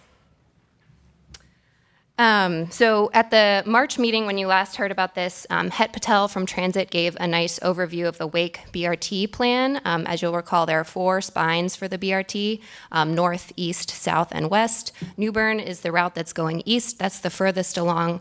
And then we are just embarking on the design and station area planning for the southern and western corridors. So that's the focus for today. So the project scope for the station area planning includes first and last mile mobility, so really focusing on multimodal connections, making sure bicyclists and pedestrians, everyone who's getting to and from transit stops are safe and have convenient access to do so. Focusing on strategies to preserve housing affordability and prevent displacement. Also including research and recommendations around business support and stabilization. Some zoning, land use, and urban design components in the scope, and then of course all of this will be guided by effective and equitable engagement with the community. So one of the components of this engagement is a community group or community leader group model. This is a recommended strategy in the public participation playbook that Council adopted in July 2020. Our team has used this for a number of other area plans and studies, including the Midtown St. Albans Small Area Plan, the Dix Edge Study, and the Newbern Station Area Plan. So the role, it's a group of volunteers, so we're recommending a list of 8 people for the Southern Station Area Plan and 15 people for the Western Station Area Plan. Their main role is to provide feedback on engagement, education strategies, and materials for public meetings, to confirm that the results of the study reflect the everyday experience of living, working, worshiping, volunteering, just existing on the corridor, and also to help spread the word about the study and sort of reinforce the message that the city wants to hear from the community. So this is just one tool in the toolbox. It's not the only way that folks can get involved, but it's a really great way for us to sort of learn about the priorities of the community and also help us understand ways to best engage with the broader community. And then staff are also planning to hire 2 paid community connectors per corridor. So these would be part-time staff members that would do, it's a greater time commitment, and they would be trusted with more liaising between the consultant and staff team and with the community. So 2 per corridor. To recruit for community leaders and for community connectors, we had an online application form. We also provided an option to request a paper application and also to call for assistance in completing. We did corridor ride and targeted outreach to invite people to apply for these opportunities. So we had a dedicated landing page within the City of Raleigh's page. We sent out two delivery emails to all the subscribers. We mailed a version of a flyer that you see here in English. There was also a Spanish version on the back to all residents who lived within half a mile of the corridor, and that list included property owners as well as renters. We had, I think, 9 social media posts on the city's Instagram, Facebook, and Twitter accounts. 2 of those were paid Facebook ads to really target people who lived along the corridor. And then our team also did 2 days of canvassing along the corridor where we went to small businesses and offered to leave flyers for people to pick up. So as part of our engagement efforts, we collected some demographic information from the U.S. Census to really understand who lived along the corridors, and really made a strong attempt to recruit and ultimately select a group of people that represented the demography as well as the geographic distribution of sort of where people lived along the corridor. So this is the breakdown for Southern and for Western in comparison to Raleigh. Again, this is from the U.S. Census, the 2025 year estimates. I almost said most recent, but the 2021 is now available. This is at the census tract level. So in all, we received 72 responses for the Western group and 48 responses for the Southern group. If you recall from Het's presentation, the Western corridor is about 12 miles. The Southern corridor is shorter, so I think the responses are pretty proportional to the length of the corridor. We had a team of planning and development staff as well as staff from the Office of Community Engagement review the applications. And we selected a list, which I'll present to you on the next slide, as well as alternates. So when we were reviewing applications, we really looked at a few selection criteria.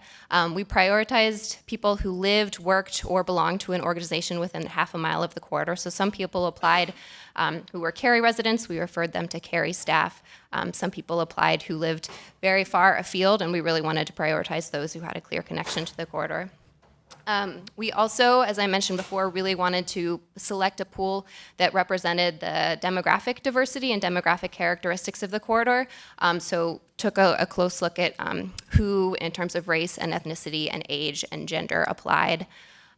We looked at who was transit dependent. So being transit dependent or not being transit dependent didn't exclude applicants from the pool, but we really did want to have groups where non-car modes were their primary mode of transportation, given the nature of the project.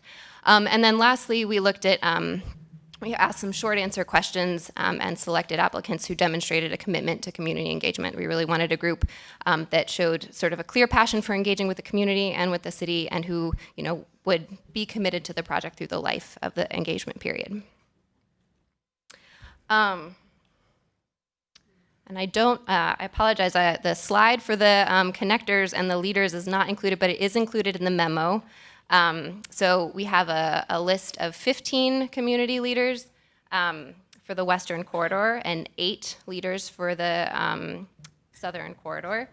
So your action today, should you choose to act, is to appoint that advisory or community leader group for the Southern and Western corridor stationary plans. And then just for your information, we are also planning to hire the 4 total community connectors to support that engagement effort. And those names are also included in the memo that was included in your agenda. I'm happy to answer questions. Oh. Okay, thank you. It ended before I did. So again, here is the list of the 8 community leaders that our selection team puts forward as nominees. Here is the list of Western community leader nominees. And happy to take any questions. Yeah, sure. Councilmember Harrison. Yeah, thank you so much for this presentation. Really excited to have these volunteers that are willing to get the word out about our projects. I would like to add Haley Kinsler to the Western Community Leader nominee list. Kinsler lives within a half mile of the BRT corridor. They also applied for these positions. They're transit dependent and represent a younger demographic with a university student voice. And I know they have a strong commitment to community engagement. So if that's okay, I'd like to add them there. I guess Sure, that's a motion. yeah, that is at your discretion. Does that have to be seconded? Well, first off, what I would do is, if you're going to make that motion, I would add it to this full list, make the motion to approve the Western Community Leader nominees, adding that person, and then a motion for the Southern. Yeah, I'll go ahead and make the motion to approve this nominee list for the Western Community Leaders with Haley. I'm sorry, Councilmember Patton wants to say Just something. questions. Just have questions before we do motions. Please go ahead. Thank you Sorry. for all of this and for all the work that went into it before you could bring it to us. I did dive into the backup information over the weekend and did control find and read all about all the people, the information that was available. I was curious if you could make available to us the actual applications for these folks. Of course, yeah, we can That'd show be great. It's not, I mean, I trust and see all the diligence you put into it, but I'd love to see with my eyeballs. That's all. Motion away. All right, I'd like to go ahead and make the motion to approve the Western Community Leader nominee list with the addition of Haley Kinsler. All in favor? Aye. I'll also go ahead to make the motion to approve the Southern BRT Community Leader Group. All in favor? Aye. Anyone opposed? Okay, thank you. That was unanimous in both cases. Thank you for your work on that. And I just want to say, I really do appreciate the attention to having flyers in English and in Spanish, and also canvassing. Reaching people where they are is so important, so thank you for those efforts. Yes. And so it brings me great pleasure to introduce and to reacquaint for some our two newest members to the City of Raleigh family. That being Charnel Jones, who is our new Human Resources Director. You may recall Charnel is not new to this organization. She served in the Assistant Director capacity about 3-4 years ago, pre-COVID, and she came back. So, Charnel Jones.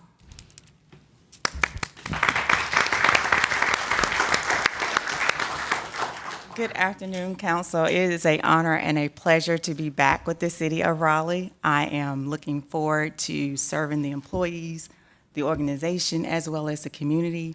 And not only that, but supporting you all with the objectives and continuing to attract, retain, and develop a high-performing workforce. So thank you.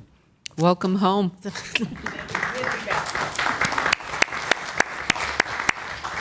And next, we have Robin Deacle, who is our new Communications Director, who comes to us from the state of North Carolina. So we're the winner on this end, and we're going to keep her for a long time. So glad to have Robin here as well. Thank you. Thanks very much. I want to say it's also an honor for me to be here and to help tell the stories of this great city. I've heard from several of you so far about how we've got some great stories to tell. I'm very excited to get started. Thank you. Thank you. So, Mayor and Council. I was going to say no pressure, but storytelling is like one of our #1 priorities. Thank you. Oh, we've told her, yes. And she's already got some ideas on the board, so we're excited. So that concludes my report today. Thank you. Okay, thank you very much.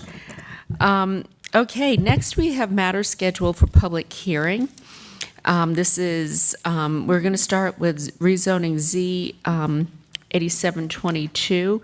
These are 4 properties on the northern half of the block bounded by West Davie, South Salisbury, West Cabarrus, and South McDowell Street.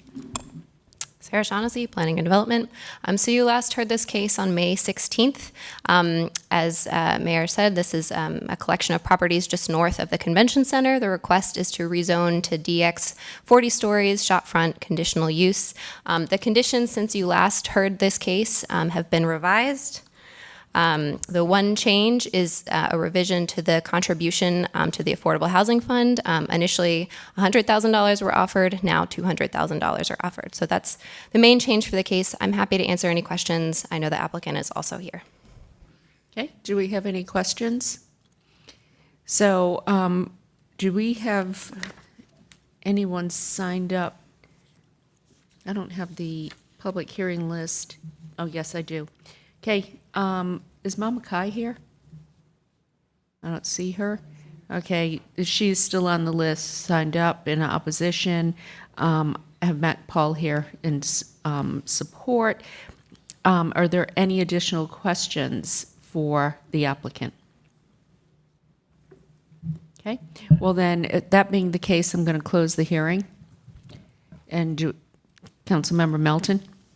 Yeah, I just want to start by saying I really appreciate the work Councilmember Harrison has done on this case, working with the applicant to come up with some conditions that I think are going to offer a lot of public benefit. This case is in our downtown core. It is entirely surface parking right now. Nobody lives on it, so there's no one who will be displaced. To my knowledge, there are no residential units immediately adjacent, so there's not a lot of issues with folks getting pushed out or priced out. It's mostly surrounded by office, post office, the courthouse, and moving this into active uses, I think, is going to do a lot of good for the city. It's going to plug a big hole, increase our tax revenue, and just help with our housing stock and walkability. So with that, I move to adopt the proposed consistency statement dated June 6, 2023, contained in the agenda materials, and to approve the zoning amendment with the adoption and effective dates described in the agenda item under recommended action. Do we? Seconded, okay, by Councilmember Harrison. All in favor? Aye. Who's opposed? Nay. So Councilmember Jones and Black. Okay. All right, thank you. Thank you for your work on this.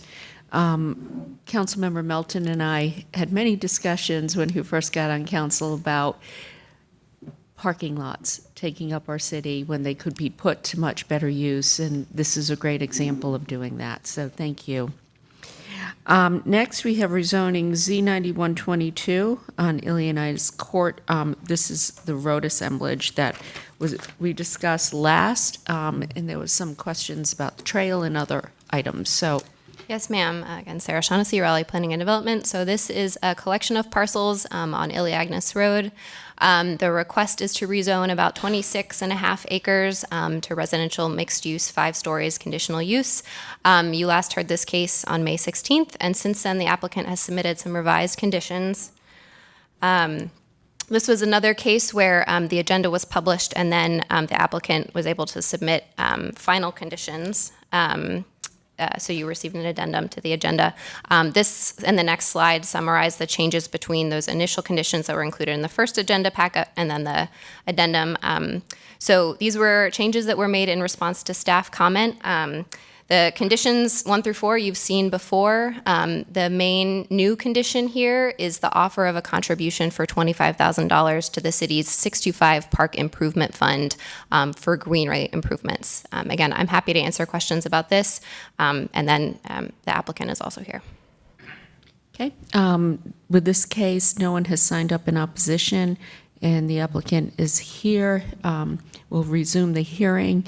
Do we have any questions for staff or the applicant?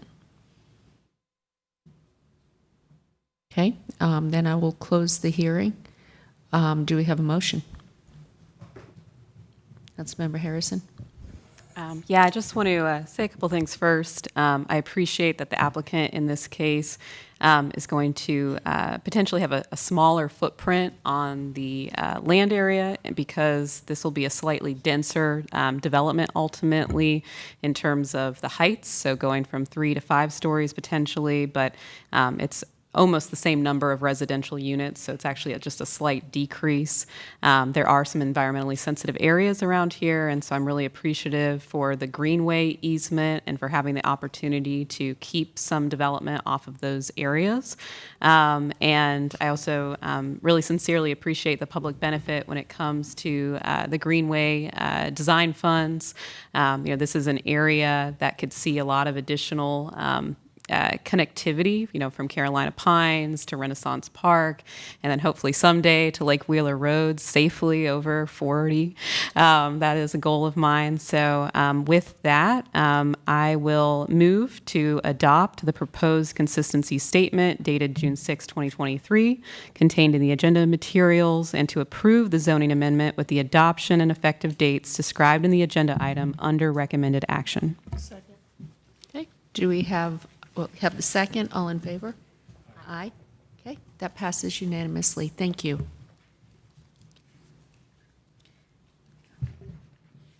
All right, next we have the report and recommendation of the Economic Development Committee. We don't have a report. We did meet last month, and we had our economic development roundtable with our two historically black colleges and universities, Shaw and St. Aug. We had really good discussion. We're keeping that item in committee, hoping to bring it back, I think we said in August or September, to sort of come up with, I think, more definite recommendations we can make to the council for some action items that this council can take. So that will be coming back in the future. The other item we have pending is the stormwater management regulations. That was TC 123, and we will take that up at our meeting this month, which will be, one second, sorry. It will be Tuesday, June 27th at 1:30 p.m. in the council chambers. Okay, thank you. Growth and Natural Resources. Yes, we do have items pending in terms of the omnibus text change program. We went over a number of text changes and noted where we had additional questions or concerns and ones that also seemed just fine to move forward. So I expect we will finish that discussion at our June meeting. And then we also would like to request that the council refer the North Carolina Wildlife Resource Commission's Green Growth Toolbox program to the GNR committee for discussion in June. So I guess that's a motion, if I can have a second. All in favor? Aye. Anyone opposed? Okay, that was unanimous. Safe, Vibrant, and Healthy Community Committee, we have no items at this time. Transportation? No items at this time. Okay. Next, we have a report from Mayor and Council. Councilmember Melton. I just want to say happy Pride. It is Pride Month. It feels different this month, almost heavier in a way. We're seeing a lot of, I think, anti-LGBTQ, particularly anti-trans acts and legislation. And so let's get out there and celebrate, but also keep fighting. And let's uplift, I think, the most marginalized members of our community and, stick together. But happy Pride, and let's go celebrate and keep pushing forward. Thank you. Councilmember Patton. Yeah, just a couple from me. Echo Happy Pride, and we stand firmly in solidarity with the LGBT community. And it's not just rainbows. We gotta get to work. So happy to support that. I enjoy calling out things that were in the consent agenda that are worth uplifting that would otherwise not have a lot of visibility to our residents. One is that Ito, one of our police canines, is retiring to the home of his handler, and I think that that's great and heartwarming. Ito, enjoy your retirement, please. I also wanted to call out that because of the street rejuvenation contract that we approved through the consent agenda, some roads in District B will be getting an additional lifespan. So those are Kelway Drive, parts of Wakefield Crossing Drive, and parts of Wakefield Pine Drive, and parts of Wildwood Forest Drive. A couple things that I would love some more information on. I want to say thanks to all the staff departments that have been hosting us and letting us learn more about what you do, the important work that you do in the city. Raleigh Water, keeping us safe and having some of the best drinking water in the state. Transportation and solid waste services, keeping our city sanitary, and like bringing innovation where we really need it. So thank you all for hosting us and sharing those parts of your work. We really appreciate it. As I've been doing some of this, I have some questions, unsurprisingly.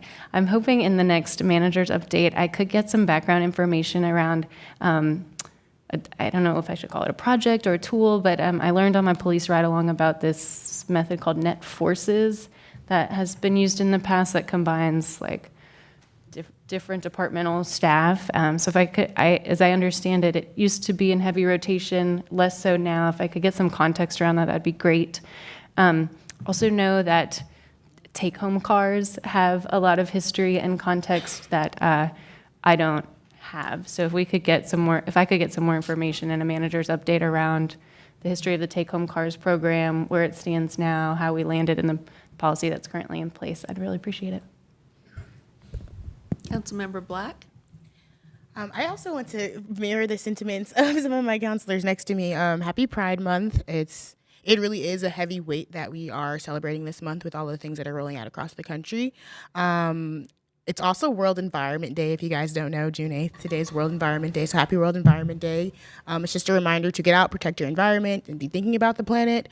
So more to that point, I saw that in consent agenda. We also had something about asphalt rejuvenation, and I was just curious, if possible, if getting some sort of report or just update around the efficacy of using like more porous asphalts in places that allow water to seep through in different parts of the city where we have a lot of development and we have issues where we have stormwater management questions and concerns. I think could be really useful. I don't know if we use it anywhere now, but I would love to see that become like maybe something that we start utilizing and like possibly doing in certain cases and scenarios if possible.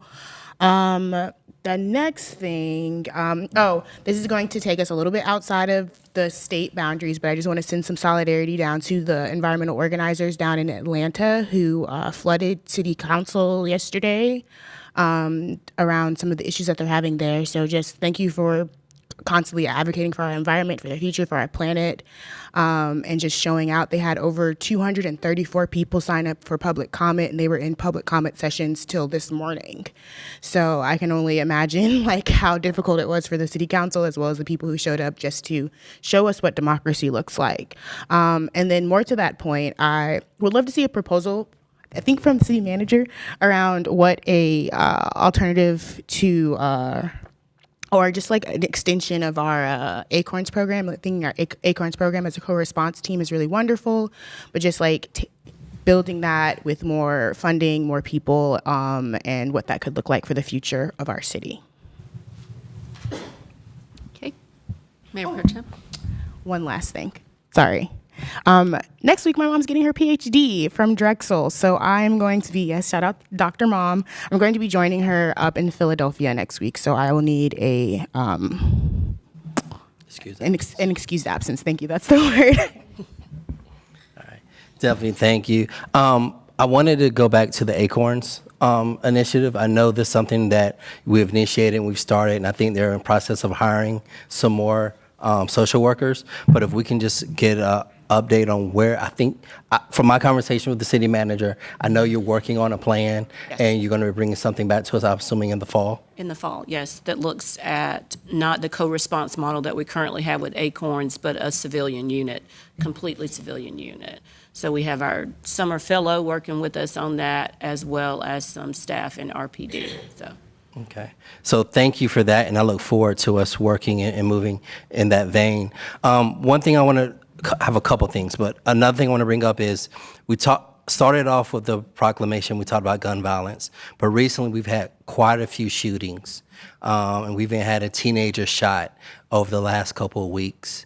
And I've had conversation with the police chief.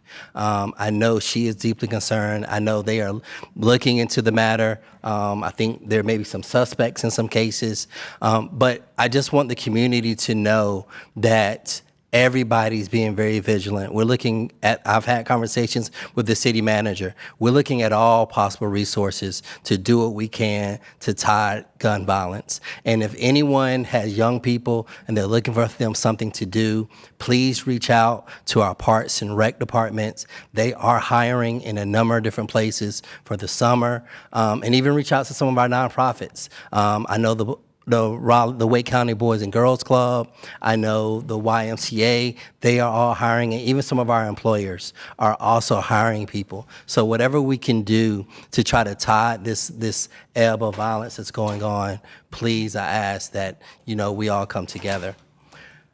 Earlier today, we had earlier this council meeting, we talked about the Prince Hall Historic Overlay District. It's actually the Raleigh Historic the department is actually having a meeting tomorrow at 4 p.m. in One Exchange Plaza. They have an ad hoc committee that is discussing the Prince Hall Historic Overlay District. They've had one meeting prior, back on May 26th.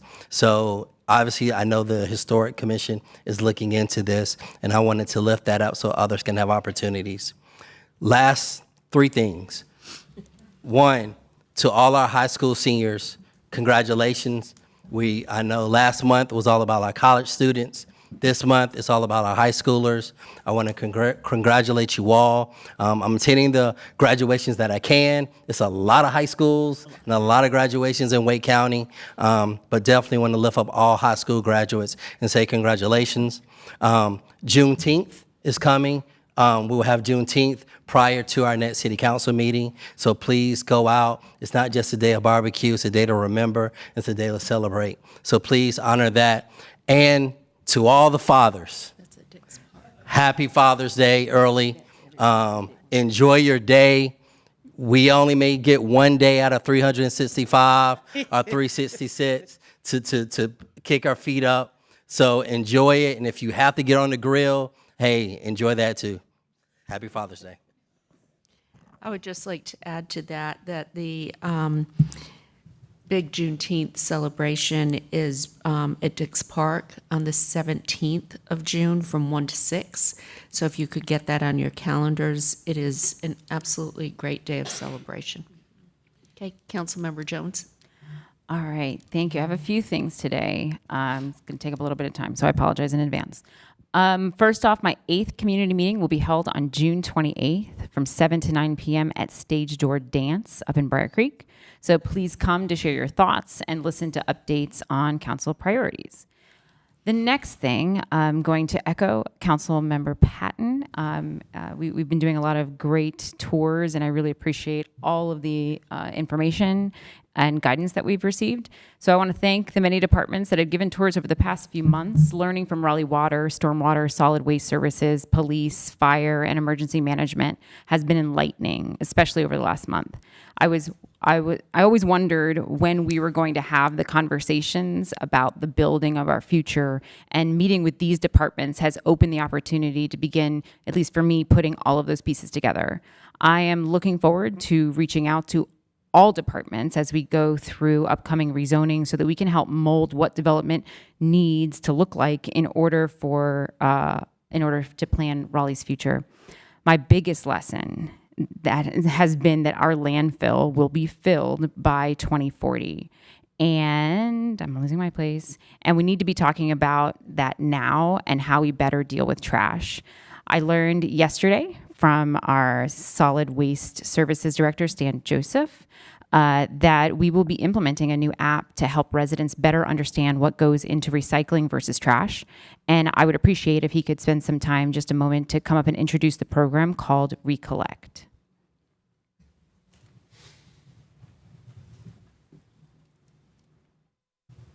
Hello, Council and Mayor. Stan Joseph, Solid Waste Services Director.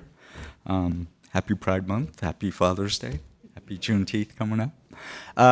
First I just want to say that I appreciate the tours that have been coming through the department. I appreciate all the curiosity because that shows a desire to understand what we're doing in the department and understand what is in store for the city of Raleigh in the future. So once we got council out of the mulch and the heavy equipment and took them back to the department, we were able to share some of our initiatives that are on the forefront for the next 5-10 years. But really one specific initiative, which is called the Recollect app, is something we're looking into. And what this is specifically designed to do, first of all, it's not just another app. It's really customized for the city of Raleigh. So when people look at it, they're going to be seeing the city of Raleigh. But it's really an initiative that's designed to be more responsive to our customers and provide real-time information about services and direction and the confusion about what to recycle and what not to recycle at one-stop shopping. And so we're excited about pursuing those type of technologies to better serve our customers, and we look forward to bringing some additional information back to council as we make a move in that direction. And just one quick question to follow up. Can you go over just the amount that we will not be sending flyers out, that this could help reduce the cost of mailers and reduce the cost of... So I think just one example of the benefit of the technology is the fact that currently we spend a lot of money sending out mailers with calendars in them that are printed out that some people may use, some people may not use. With this app, it provides obviously a technology version of the calendar, but also you can print it out and it would have a lot more information versus just, hey, my week of recycling is here. It can tell you upcoming e-cycle events and shed events and all those things that are going on, like regarding Earth Day.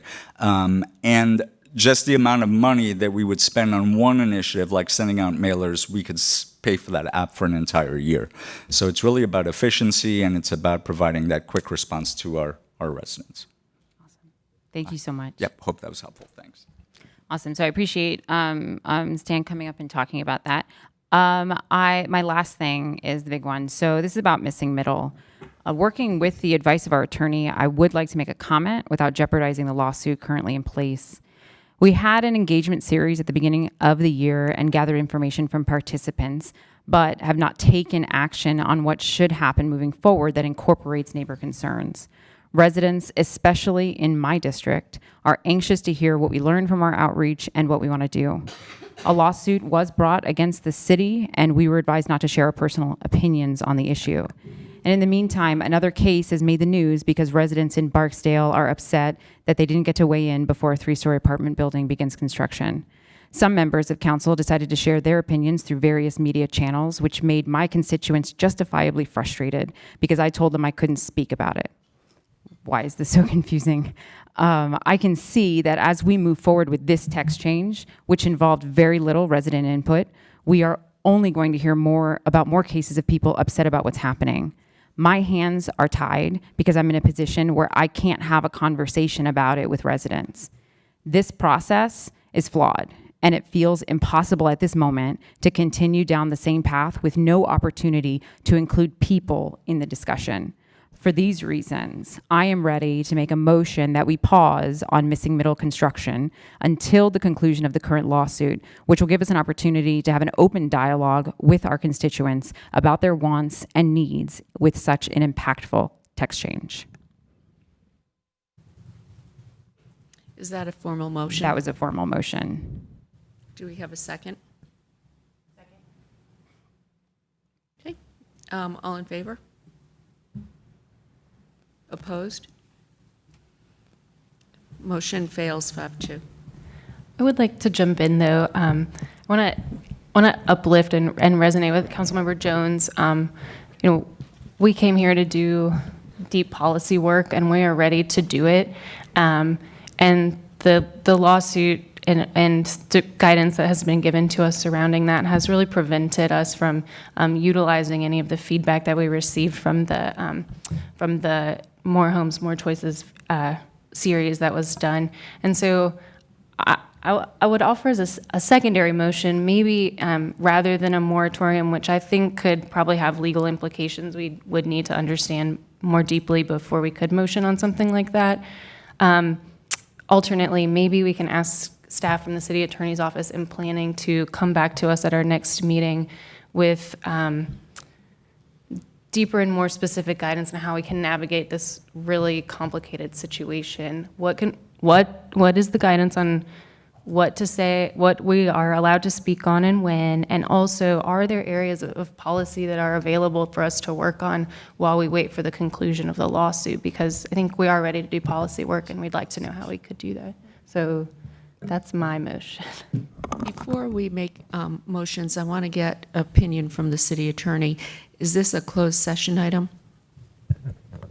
It likely would end up being that if we're talking about ongoing litigation and the impacts of city actions on that.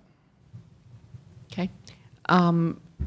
If you're going to make a motion, could you make that part of it? I'm happy to amend the motion that you bring that information in a closed session. Second. Is that what you need? Okay. Do we have a second? Councilmember Black has seconded. All in favor? Aye. Okay. That was unanimous. And I misspoke. It was 6-2. Sorry. With Councilmember Jones and Black in favor and the remainder opposed.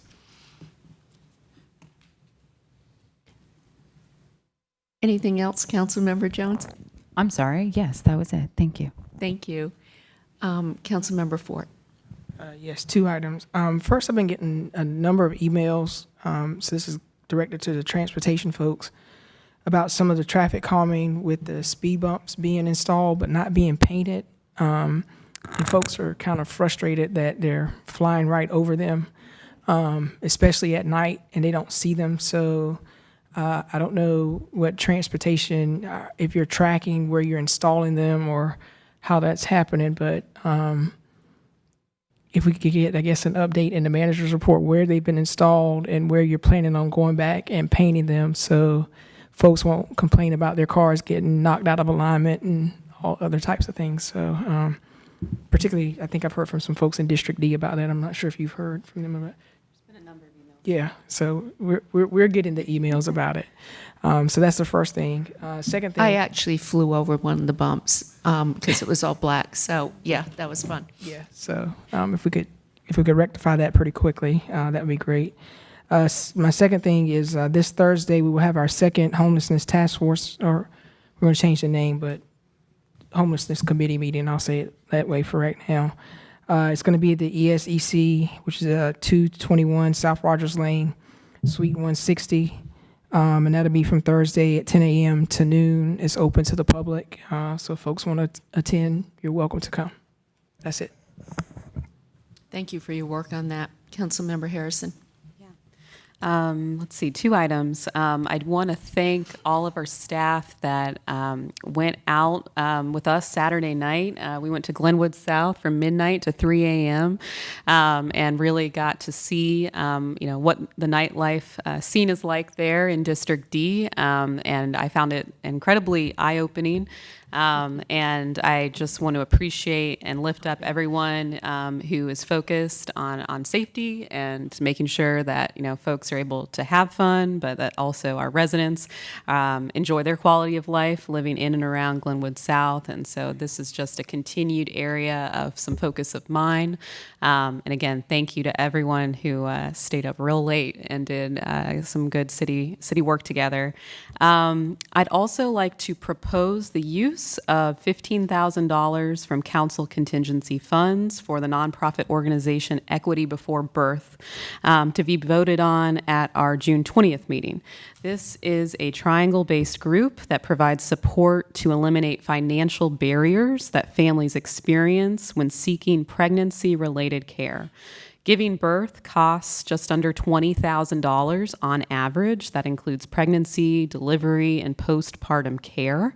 And what Equity Before Birth does is they partner with BIPOC-led organizations to provide families with direct services and needs. So access, for example, to midwives, diapers, transportation costs for the hospital, lactation consultants, and paid parental leave.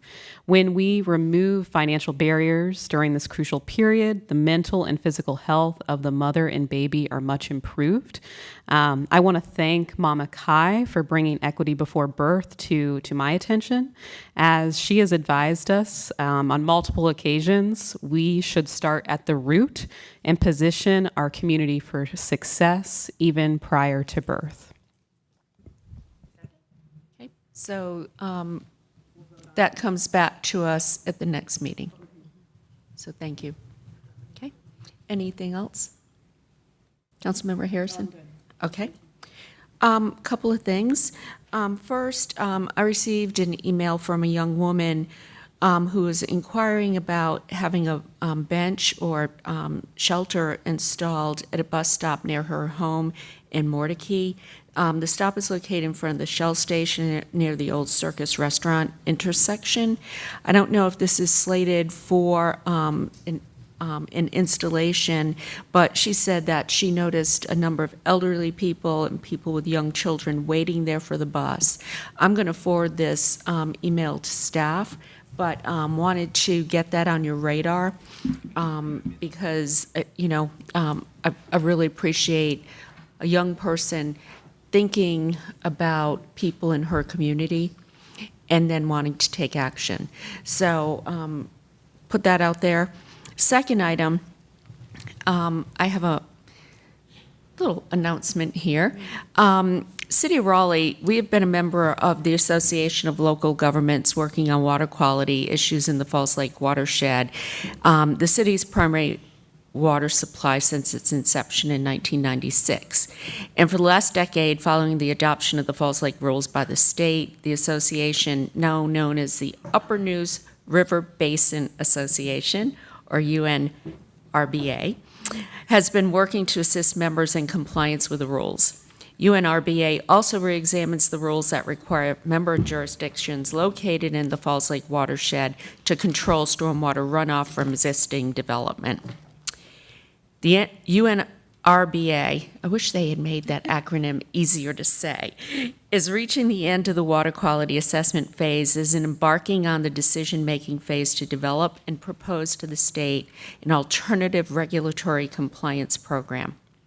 Councilmember Harrison has expressed to me an interest in being involved in these important discussions and decisions to be made by the UNRBA, and therefore it's my pleasure to appoint Councilmember Harris to represent the City of Raleigh as a director on the UNRBA Board of Directors. You accept? I do. Okay, thank you for your willingness to serve. This is really important discussion, and it will have some far-reaching consequences. So thank you for doing that. And then we mentioned Pride Month. My sister happens to be listening. I just want to say to her, I thought we were over this hatred. And my sister grew up LGBT. And it makes me angry as hell to see what's going on.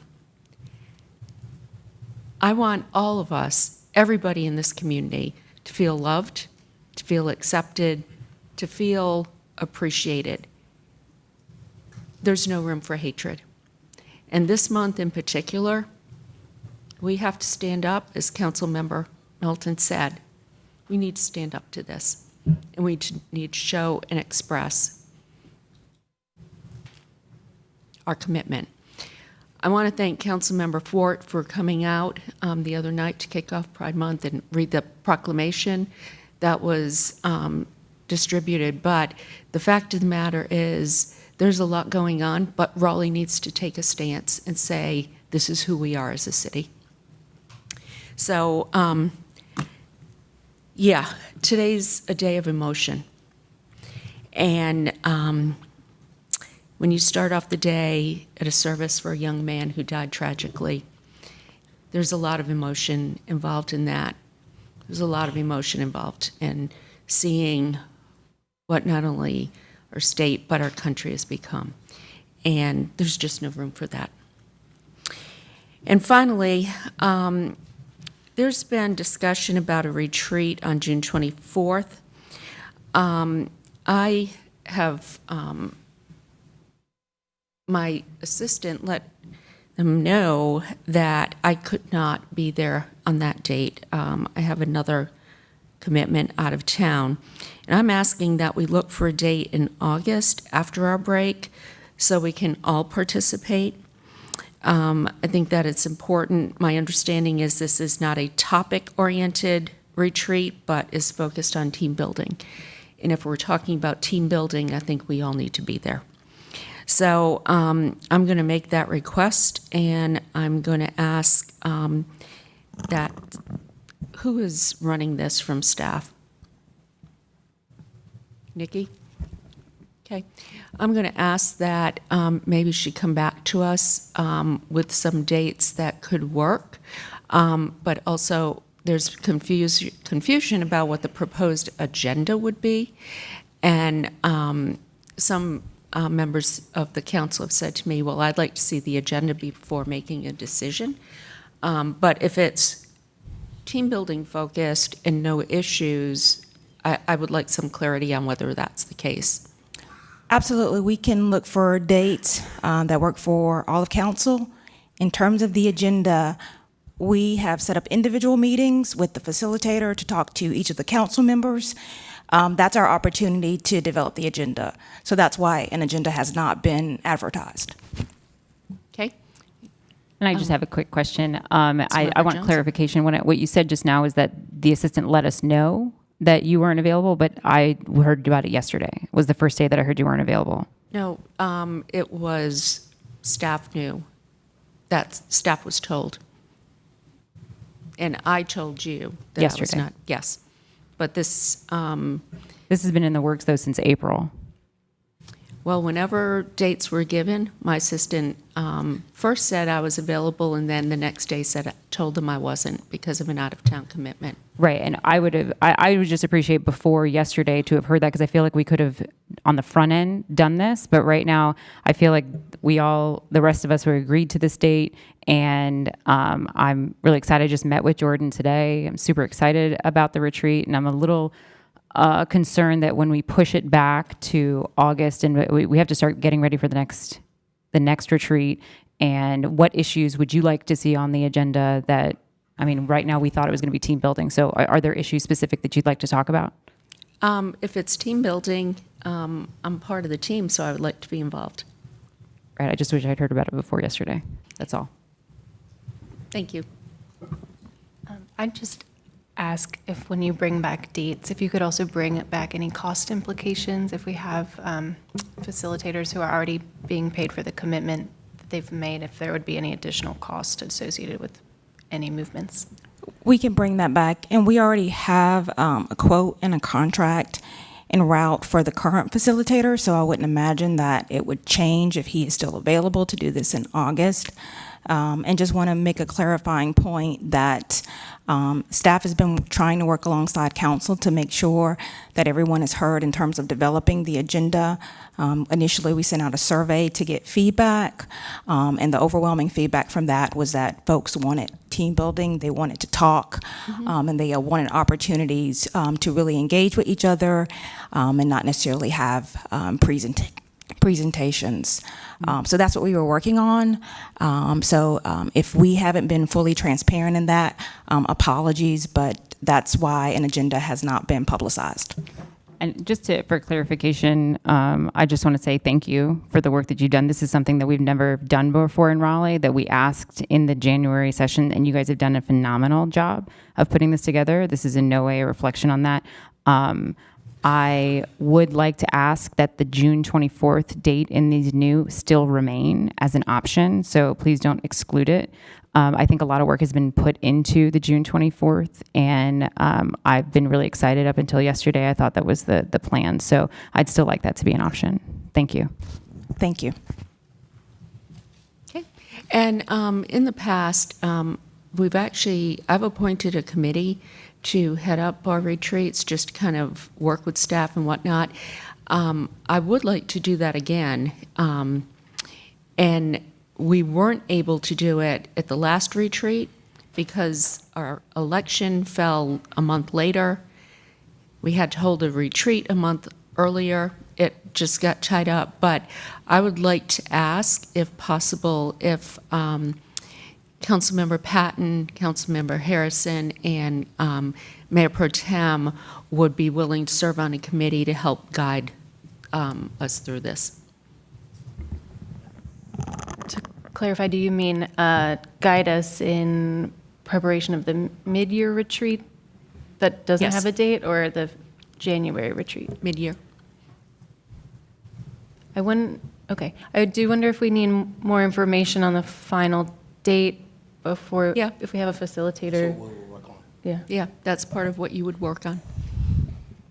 I'd just like to mention here, I still think it's unfair. We've known about this since January, and we have been talking about this since April, about the dates. So to throw this in at the last minute, I think is pretty unfair when we've had many meetings where we could have discussed this and put this together. To put a committee together to then delay it further is only going to add to the work to then do the next retreat. So we're going to do what we need to do, but I think that's really unfair to change the game 19 days out. Thank you. Okay. We'll follow up on that then. And then next we have the appointments. Good afternoon. I'll jump right into it. First, we have Appearance Commission, one alternate vacancy. Councilmember Jones nominated Jason Dale, so that will appear on the next ballot. Next is Hispanic and Immigrant Affairs Board, 1 alternate vacancy, community category. Councilmember Patton nominated Kate Charlin, so that will appear on the next ballot. Historic Cemeteries Advisory Board, 2 regular vacancies, no nominees there. That will appear on the next ballot. Human Relations Commission, 2 alternate vacancies. Councilmember Melton nominated Travis Groom and Peyton Glendening. So that will appear in both of those names will appear on the next ballot. Parks, Recreation, and Greenway Advisory Board, 1 regular vacancy. Douglas Johnson received 6 votes, Vanita Shaw 2, so Mr. Johnston would be appointed, so you have a full Parks Board. Planning Commission, 2 regular vacancies. LT McCrimmon received 8 votes, Reeves Peeler 6, Erica Sizemore 2. So Ms. McCrimmon and Mr. Peeler would be appointed to the Planning Commission, so you have a full slate there. Police Advisory Board, 1 alternate vacancy, no nominees. That will come back on the next ballot.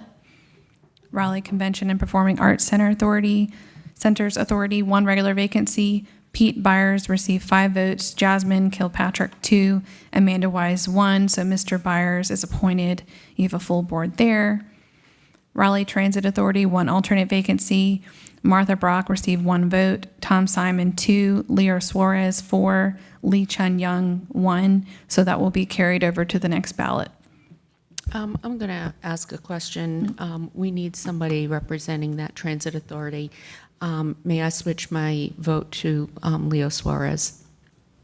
Sure. So that means that Leo Suarez has received 5 votes and would be appointed. I just don't want to see this delayed and eventually it comes to the same conclusion. Okay. Substance Use Advisory Commission, 1 regular vacancy. Councilmember Jones nominated Hannah Tchaikovsky, so that will appear on the next ballot. And then next under nominations, Board of Adjustment, 1 alternate vacancy. Just your biweekly reminder to submit names for consideration to the county. That person must reside within the ETJ. Can I do that now? Sure. Kate Crowder. She's in the city limits. You have to be in the ETJ. Oh, I'm sorry. Okay. Never mind. Never mind. I got excited there for a second and then, yeah. Centennial Authority, 2 regular vacancies. The terms of Rod Malone and Tom McCormick are expiring. Both would like to be considered for reappointment. Attendance records and applications are included in the agenda packet. Councilmember Melton. I'd also like to nominate Scott, and I'll spell it for you, Falmlen. And I just ask that all 3 names roll to the ballot next week, next meeting. Falmlen. Okay. Okay, so all 3 of those names. Add in somebody. Let me. Okay. Does the person, if they live in the ETJ, are they eligible? No, we cannot appoint them. You made a nomination last time, and that person is being considered by the county. Do they want to serve on the Board of Adjustments? It's a really exciting Good board. question. So you have no nomination for this one? Okay. I'm sorry, Cassidy, did we already go over the Centennial Authority? That's one we're on. And Yeah. so both of these individuals have good attendance. And typically, we do hold votes for those who have served and who are still wishing to serve and have had good attendance records. So can I call a vote at this time for both of those? A third person has been nominated. So we can't have a vote? No, there's been a nomination.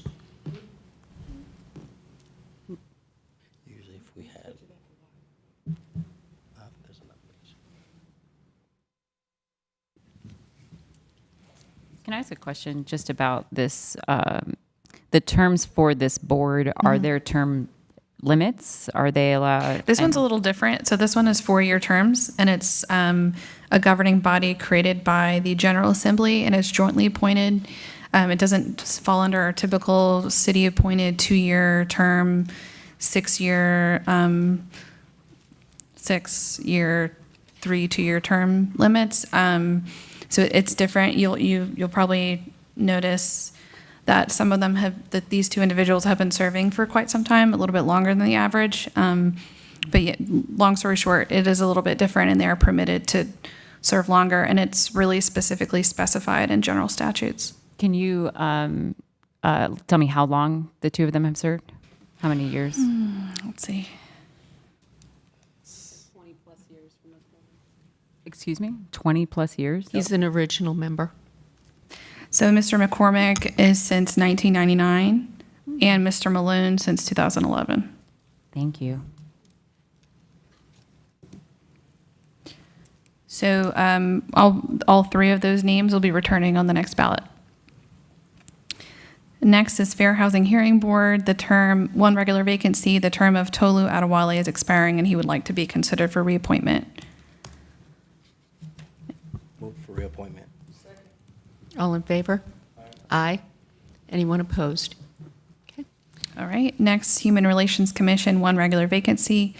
Member Crystal Hill Melvin has moved outside of the city and is therefore no longer eligible to serve. Therefore, there is one vacancy for consideration. We do not have any alternates to elevate at this time, so that will be coming back. Next is Police Advisory Board, one regular vacancy at-large slot. Resignation has been received from at-large member Johnny Thomas. Past practice is to elevate the longest-serving alternate member, which in this case is Patsy Morgan, and declare a slot for an alternate vacancy. Her application and attendance is included in the agenda packet. Second. All in favor? Aye. Aye. Okay, that was unanimous. And that is all I did want to mention on the topic of boards and commissions. Gail would typically send out a 6-month report forecasting vacancies. That will be coming out sometime in the month of June for July through December. Of course, all of this can be easily looked at in Granicus, but it's just kind of a simple layout with everything so that you can kind of have that on your radar and start thinking about upcoming vacancies. Okay, thank you. Okay, next we have the report of the city attorney. No report today. Okay, and then report of the city clerk. Couple sets of minutes for consideration of approval. Move for approval. All in favor? Aye. Okay, that was unanimous. Thank you. We have had earlier Councilmember Patton's request. We went back and asked planning staff to look at this. They are contacting applicants to see if any of these changes would impact their developments. So they are going to bring that back to us this evening. So that will be first order of business after public comment and after public comment. Okay? All right, next, we do have a closed session today. So here's my motion. Motion is in order to enter closed session pursuant to GS 143-318.11A5 to instruct city staff concerning the position to be taken on behalf of the city council in negotiating the price and other material items of a contract or proposed contract for the acquisition of real property in the downtown area by purchase, option, exchange, or lease.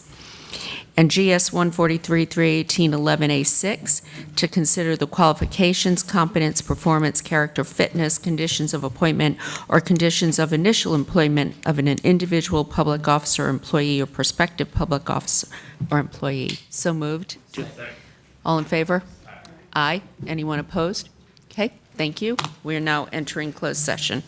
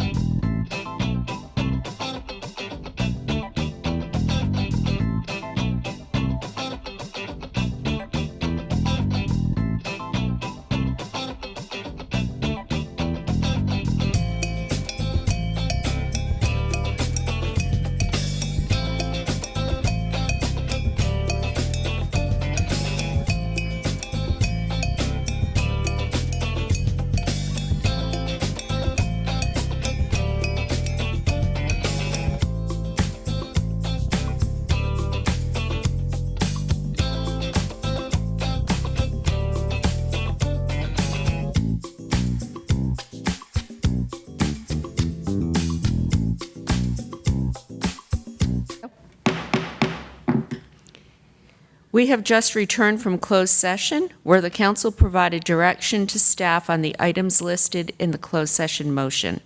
Council will reconvene at 7 p.m. Thank you.